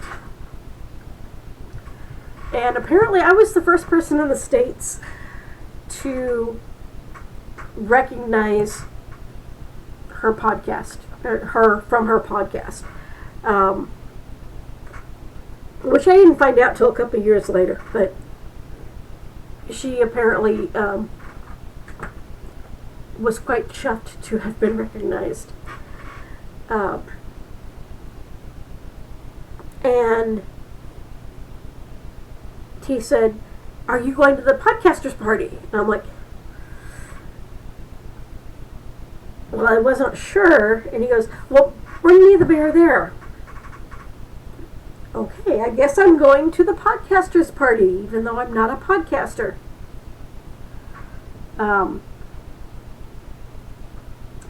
So I showed up. The party was supposed to start at about 7, and I showed up at about 7:30, and the door was closed, and I knocked on the door, and Scott Sigler answered the door. And asked me if I was there for the party, and I said yes, and he goes, "You want something to drink?" And I had a backpack on because I had the beers that I had for T and for Myrrh and a couple of for myself in the backpack. And I looked at him and said, "Nope, I brought my own." And his response was, "I like your style." Let me in. T was already set up with his computer, and he was already starting to DJ stuff. And I went over and talked to him for a little bit, gave him his beer. Somehow Scott got me to do at least one shot of gin later, Bombay Sapphire gin later in the evening. I'm not sure how that happened, because gin is not really my thing. And shots really aren't my thing, unless they're tequila. But he did.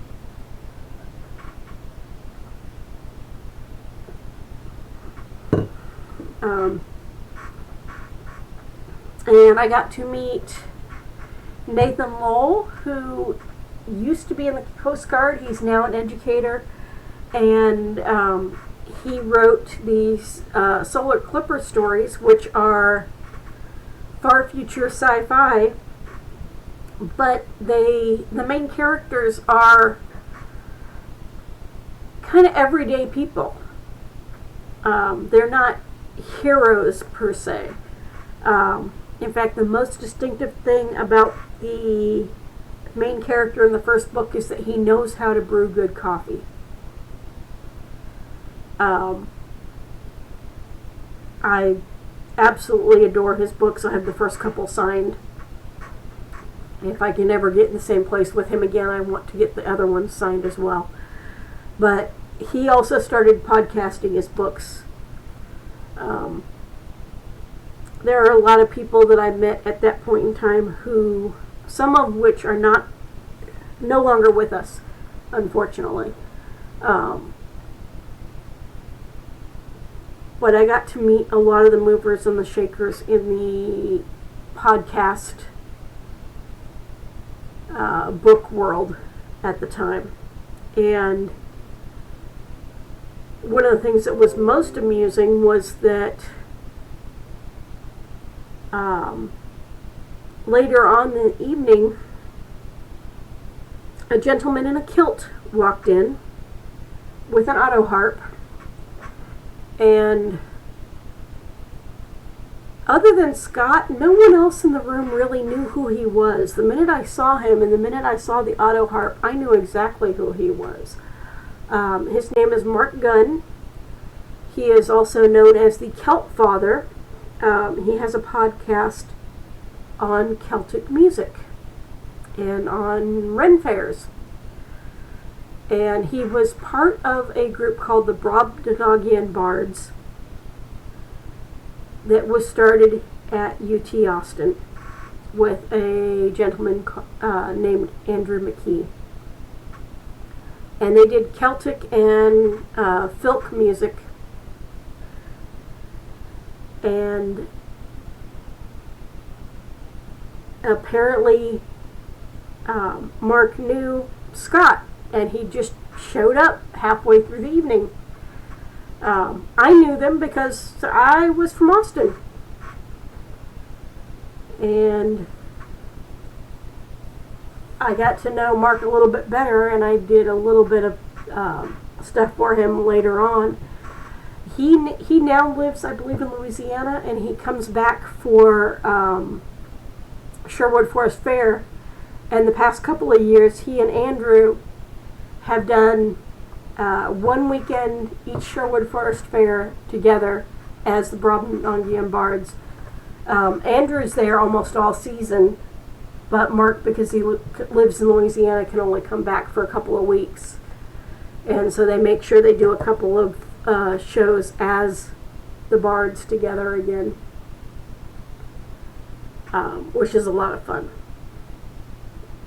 So, so Joel, you like the Strand? I think I read Christine, and I read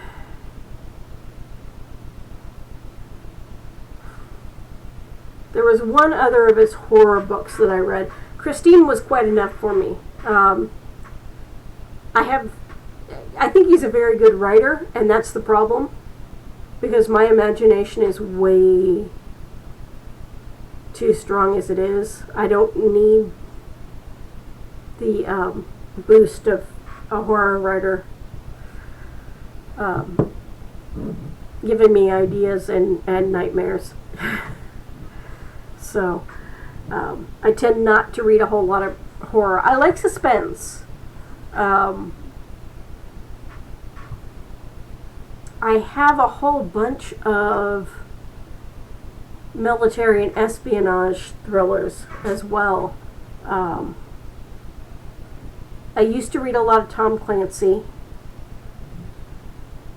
but I actually prefer the British espionage books to the American, and I'm not sure exactly why that is.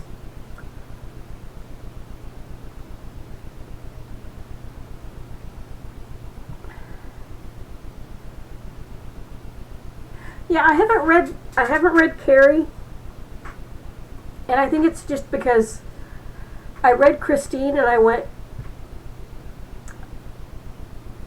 he's a little too good at writing in that genre, and I don't need to be wondering about the bumps in the night when I have cats. At the time that I read Carrie, I had a black cat, and I now have a dark gray cat. And yeah, I don't need the bumps in the night. What the hell was that? So I think that's my thing with Stephen King. I've read some of his non-horror stuff, and I enjoy that. I think the first Clancy book I read was Red Storm Rising, and one of the things that got me liking Clancy was the fact that one of the characters in that book is a female pilot who is ferrying fighters over to Europe. Oh, I know about Pet Sematary, and yeah, I already resolved never to read that. But yeah, Red Storm Rising, the fact that the first U.S. female fighter ace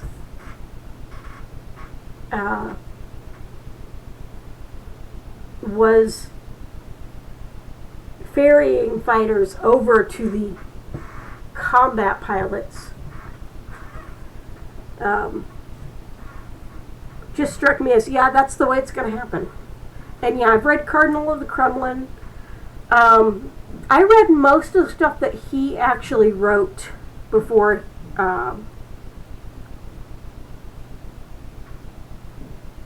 things started being written in his series. And I think one of the things that I liked about it was that in a lot of cases, the people who get involved, who end up being the heroes, it just happens to be that they are in a particular place at a particular time, and they're nothing special up until that point. He tended to write things in a way that made a lot of sense. His counterpart on the other side, and who actually started writing before him, was Craig Thomas, and he wrote about MI6 and the British Secret Service. He's also the one that wrote Firefox.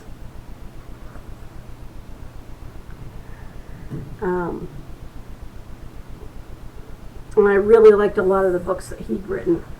I haven't read a lot of espionage thrillers recently, although one of the really well-selling authors who has made a point to try to teach other authors how to reach his kind of success writes espionage thrillers. And his name's Mark Dawson. Most of his stuff is only available in ebook. I also like the kind of paranormal, historical, semi-religious thrillers. I don't think Dan Brown is particularly great author. I think he's got great ideas. I don't think he's a particularly great writer. But that style of book is also one that I have enjoyed in the past.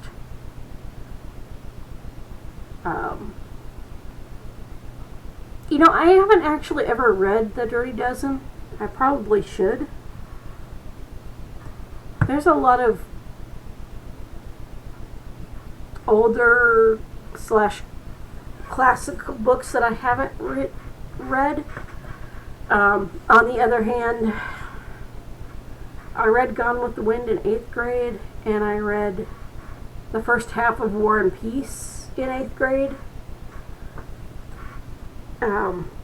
And the first half of War and Peace was war, and it bored me, and I kind of figured peace was going to be worse. so I didn't read the second half.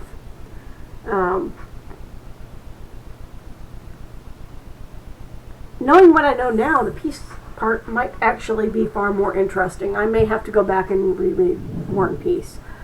I have not read the Shogun series.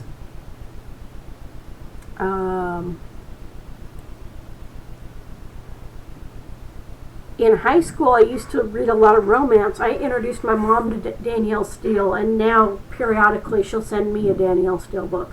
I haven't read them in years.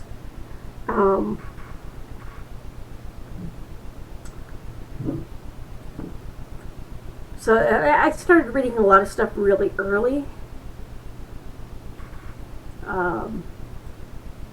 I just recently refound the title of a book that I read in high school that I really wanted to reread. I need to get my hands on it so I can reread it.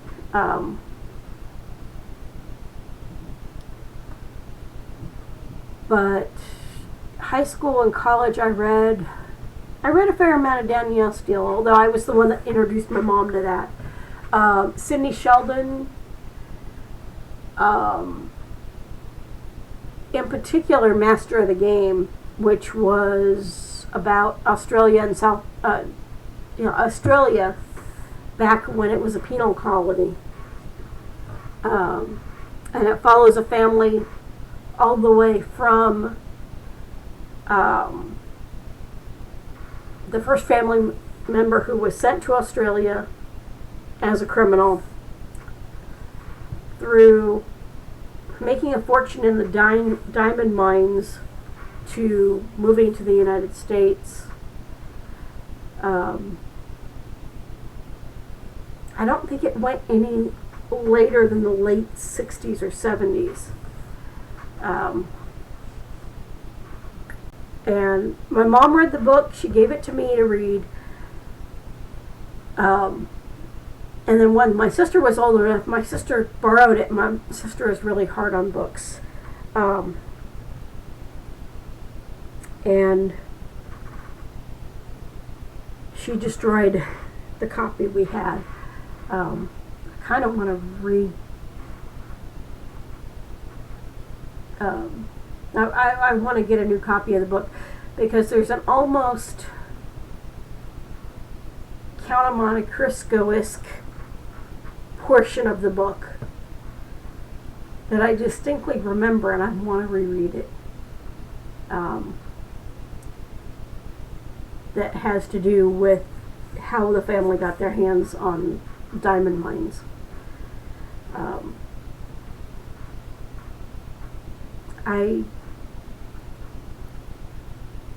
I've always liked political intrigue. One of my favorite sci-fi series, the Honor Harrington series, has a whole lot of political intrigue going on.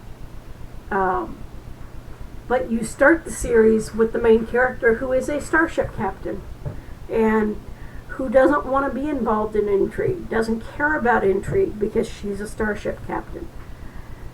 And so everything is black and white when you start that series. And you grow into the intrigue as she has to learn to deal with it. And you get to about the fifth or sixth book, and all of a sudden you realize that her government is actually the one that's acting in the way we think of bad guys acting. And the other government is actually trying to act in good faith. And you realize it because she's realizing it and the effects that it's having on her. So that's a series that I'm behind on. I'm behind on all my series, actually. All my favorite authors are written way too many books that, and I haven't gotten around to reading them all yet. Which is kind of a problem because I don't have time to write all the books that I want. I don't have time to read all the books that I want. And sometimes I just want to read a comfort book. I did a lot of that in March and April. I was almost exclusively reading comfort books because I just didn't have the brain cycles to read the other stuff. And even some of my favorite books aren't comfort books.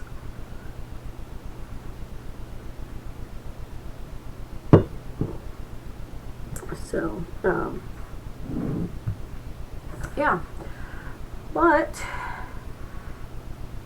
I don't really have any specific more books to write about or talk about because I've covered all the stuff that I've read over the past 2 weeks or listened to, and I haven't really done any writing. I will admit, one of the things that I do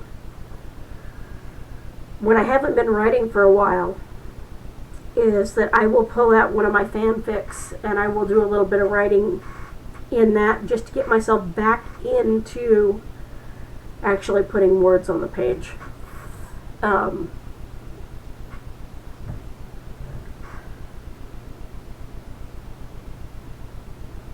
really wanted to get a lot done while I wasn't working in terms of writing and other creative stuff.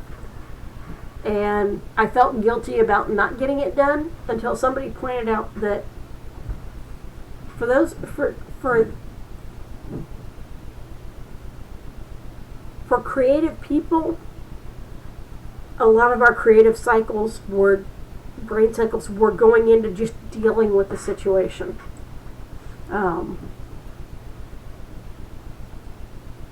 Some of the stories that I have started but not yet finished and want to get back to eventually are not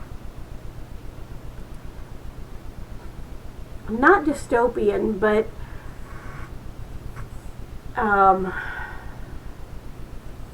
semi-dystopian, where the world we know is collapsing. And yeah, I was using all my brain cycles just dealing with what actually was happening, so I didn't have the brain cycles to work on the creative stuff. And I'm starting to get those brain cycles back, even though Texas numbers are making it so that we're heading back down the wrong path. But among other things, I've been having really weird dreams in the last couple of nights, including dreams that are based either in people I know or in some of my stories, but they're tweaked. So my brain is obviously starting to work on the creative stuff again.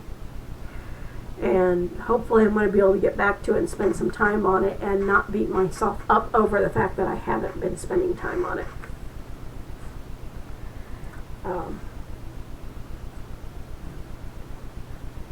And not think about the fact that I haven't been spending time on creative stuff during the pandemic doesn't mean that if I were to be able to make enough money off of it, I wouldn't be able to spend the time on it every day under normal circumstances. So, we'll see. I'm trying to convince myself of that. Not the easiest thing in the world to do, but I think I've managed to convince myself that it's not anything to feel guilty about. So, I don't know about you, Joel, but I need a trim.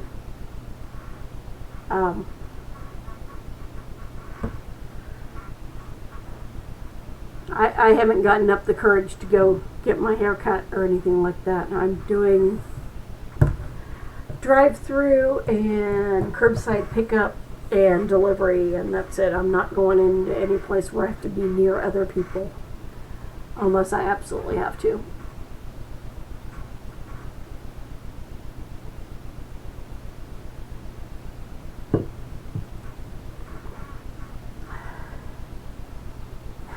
last month. Well, I imagine you actually need to get your hair cut more often than I do. Mine is down to where it's getting into my face, but I'm getting ready to change my hairstyle anyway.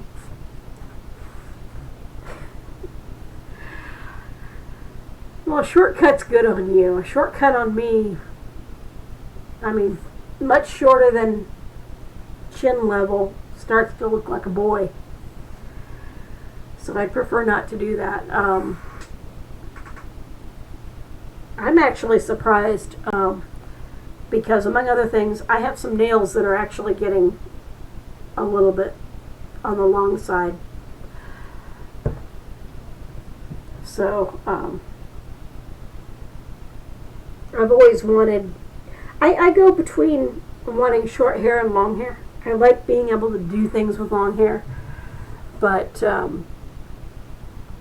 my hair tends to get thin and straggling when it gets long. And I haven't dyed it in forever, which means the gray is starting to come out in actual streaks now. I'll never look like a boy. Well, my body will never look like a boy. My hair and face is another matter. I take after my dad.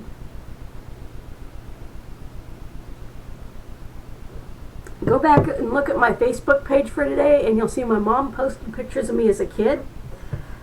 And as a kid, I look like a girl. As a kid, I had almost platinum blonde hair. But as I hit puberty, I started looking more like my dad.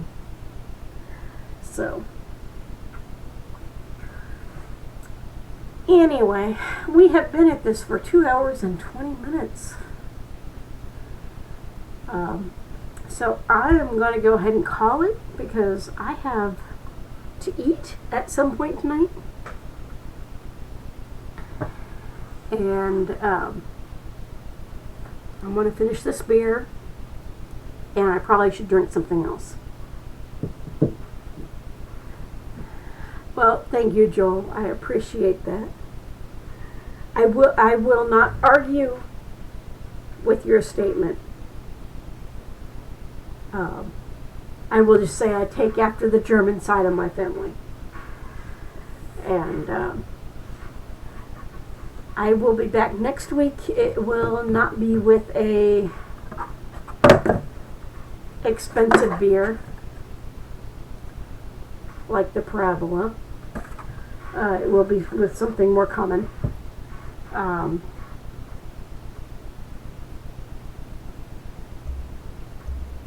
Why would you want to be up at 4 o'clock in the morning?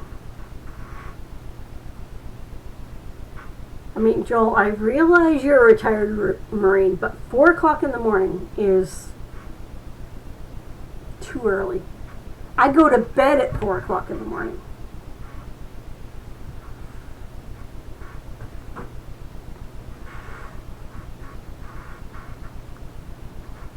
I mean, if somebody told me I had to be up at 4 o'clock in the morning at 0400, I'd be like, I'm just staying up because there's no point in my going to bed.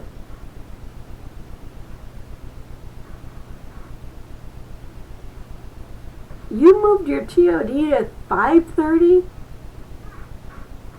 I could barely handle 0700. There's a reason I went and switched back to nights. Because I'm going to bed at the time you're getting up in the morning.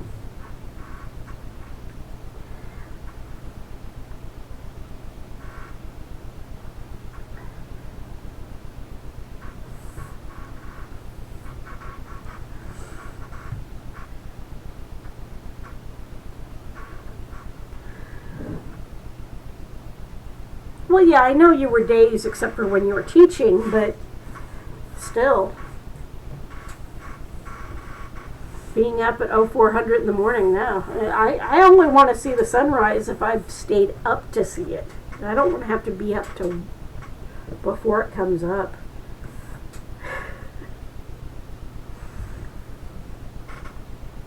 And just so you know, Joel, most of our people are still here. The majority of every class I've ever taught is still here, whether it's bilingual, not. Well, see, the stuff you do in the afternoon, I do when I get up.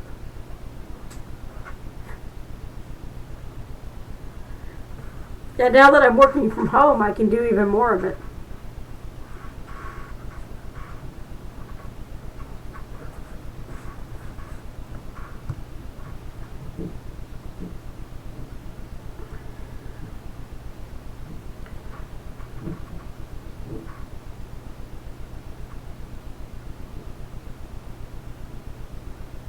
Yeah, a lot of our people are still around. A lot of the people I taught when I taught with Tim, where we taught TPRQ instead of 1040X, are still around. A lot of the people I taught statute to are still around. So yeah, I've been very lucky to be paired with people like you and Tim, and teach people who are still have a large percentage of people who are still around.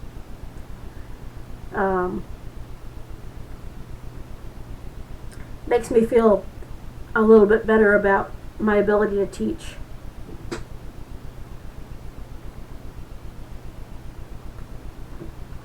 So, Joel, if you don't already have a headset that you can use online, I am going to request that you get your hands on one, because at some point when I'm doing one of these books and beers, I think I would like to actually have you online, where we can have a conversation and we can talk about books and beer through something other than chat. If I'm not mistaken, I should be able to feed a audio and or video feed through either Discord or Skype into Twitch. And if I can figure out how to do that, I would love to have you actually be on Books and Beer with me, rather than just observing through and participating through chat.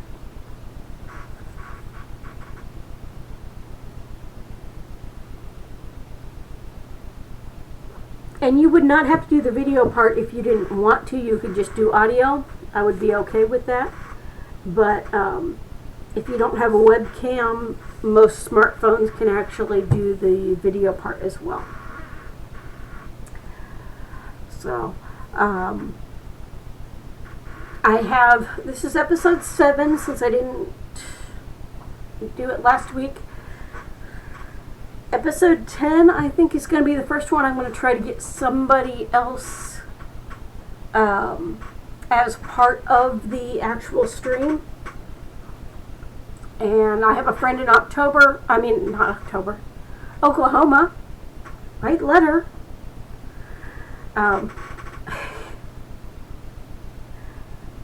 Okay, so you can do video as well. So hopefully, maybe by episode 10, I will be looking to actually feed, have somebody else in the feed as well.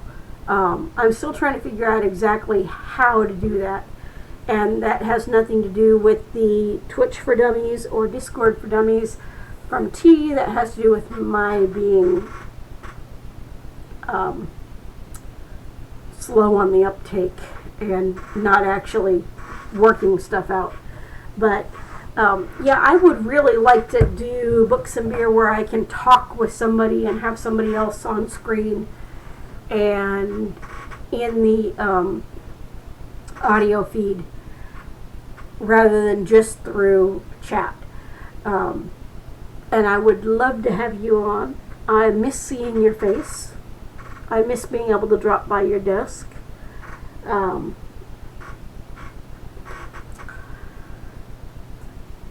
And that's probably the one thing that I miss about working from home versus being in the office.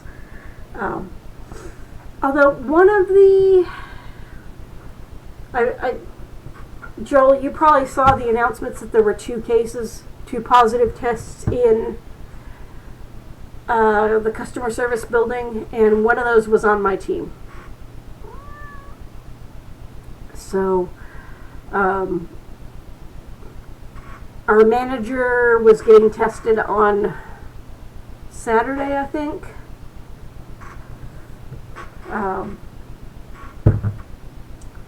He had closer, more personal contact with the person who tested positive than I did, so I'm waiting to hear from him. They had another 2 cases on Friday in the submission processing building, and another one in the warehouse.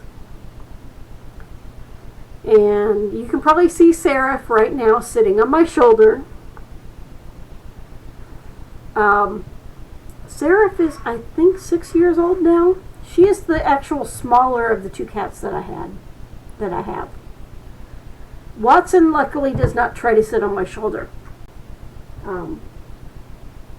Watson is bigger than she is, but younger than she is.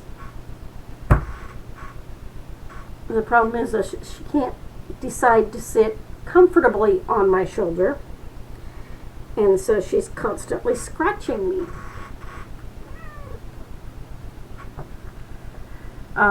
Submission processing had 2 more cases on Friday, or that they announced on Friday. The warehouses had 2. I-10 has had 1. Our buildings had 2. Yeah, multiple cases on one day. Or, in our case, they had 1 case last week, and they blocked off that section, and then I came in on Monday and part of the section for my team was blocked off. So they waited until Wednesday of this week to clean both of those areas in our building. Hello, Seraph.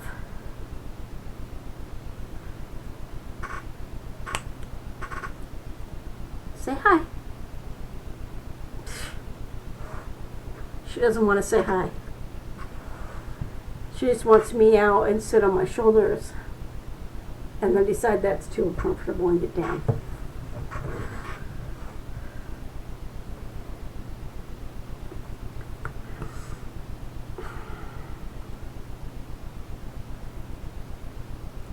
Seraph, make up your mind.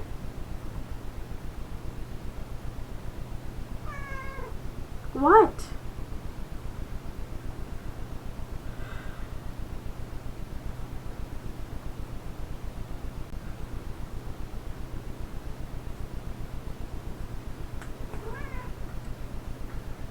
Come on.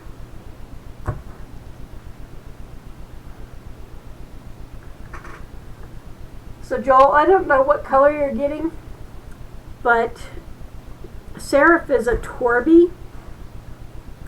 She's got gray and pink in the tabby markings.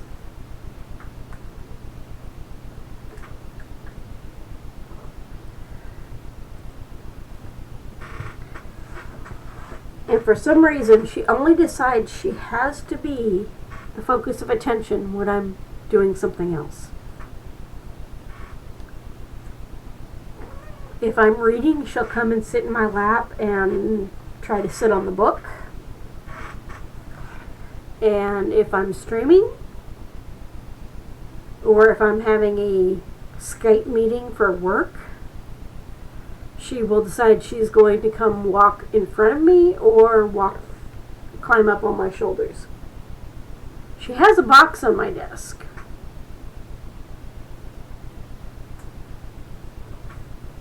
Yeah, she looks mostly gray, but she's got pink in there too. And that's what makes her a Torby rather than just a tabby.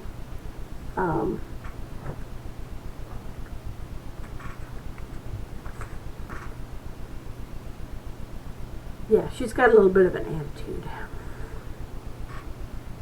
She doesn't want me paying any attention to anything seriously other than her. What? She also grooms my hair after I take a shower. If I sit down in my chair in the living room or in here after I've taken a shower and my hair is wet, she will get up behind me and start grooming my hair.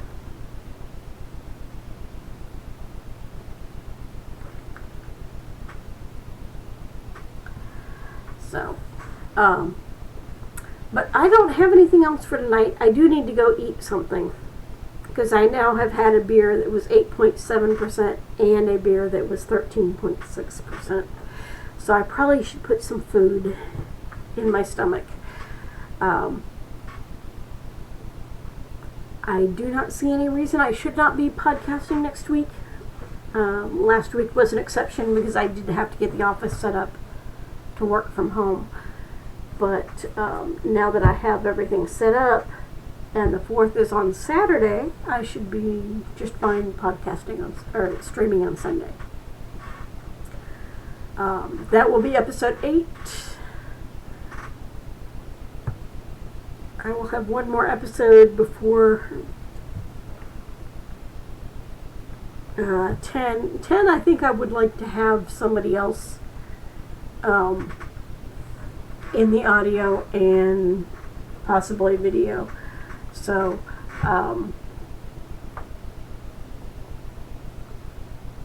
thinking probably the next couple of weeks we'll look at trying to get that happening. Okay? Alright, so thank you for spending a couple hours on my birthday with me. Since I couldn't go out to Flicks or Alamo or one of the breweries and do something special, it was nice to get online and be able to at least connect that way. And Joel, sometime after the pandemic dies out a bit more, we'll have to see about actually getting together and maybe going to St. Elmo's or Independence or Skull Mechanics. Those are all down in your area.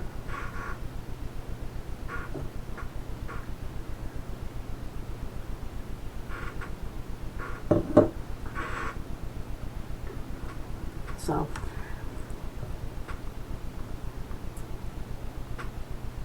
thanks for getting on Twitch. Thanks for following me. And thanks for being here. And I'm going to go ahead and sign off because, like I said, I really need to go get something to eat.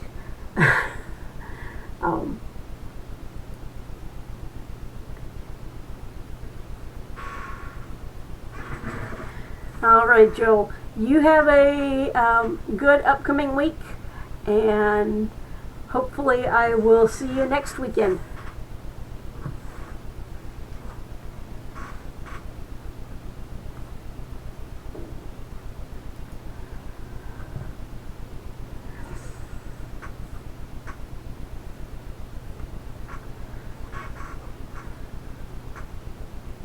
Okay, if you are watching this after the actual stream took place and you like books, or you like beer, or you like both, please get in contact with me.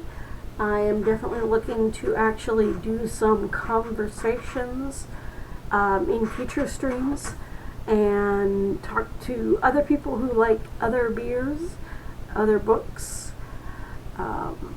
and see what happens from then. I will be back on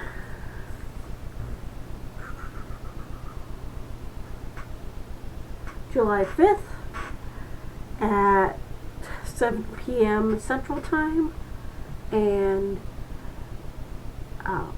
I will be looking for people who are interested in joining the chat online.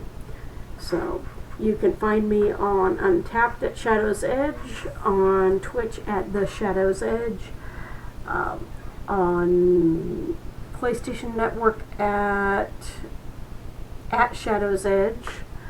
You can find my website at at theshadowsedge.com, and you can find me on Facebook at JaylinBaker.com, or Jaylin Baker or Jennifer Baker. So, thank you and enjoy, and I will be back next week.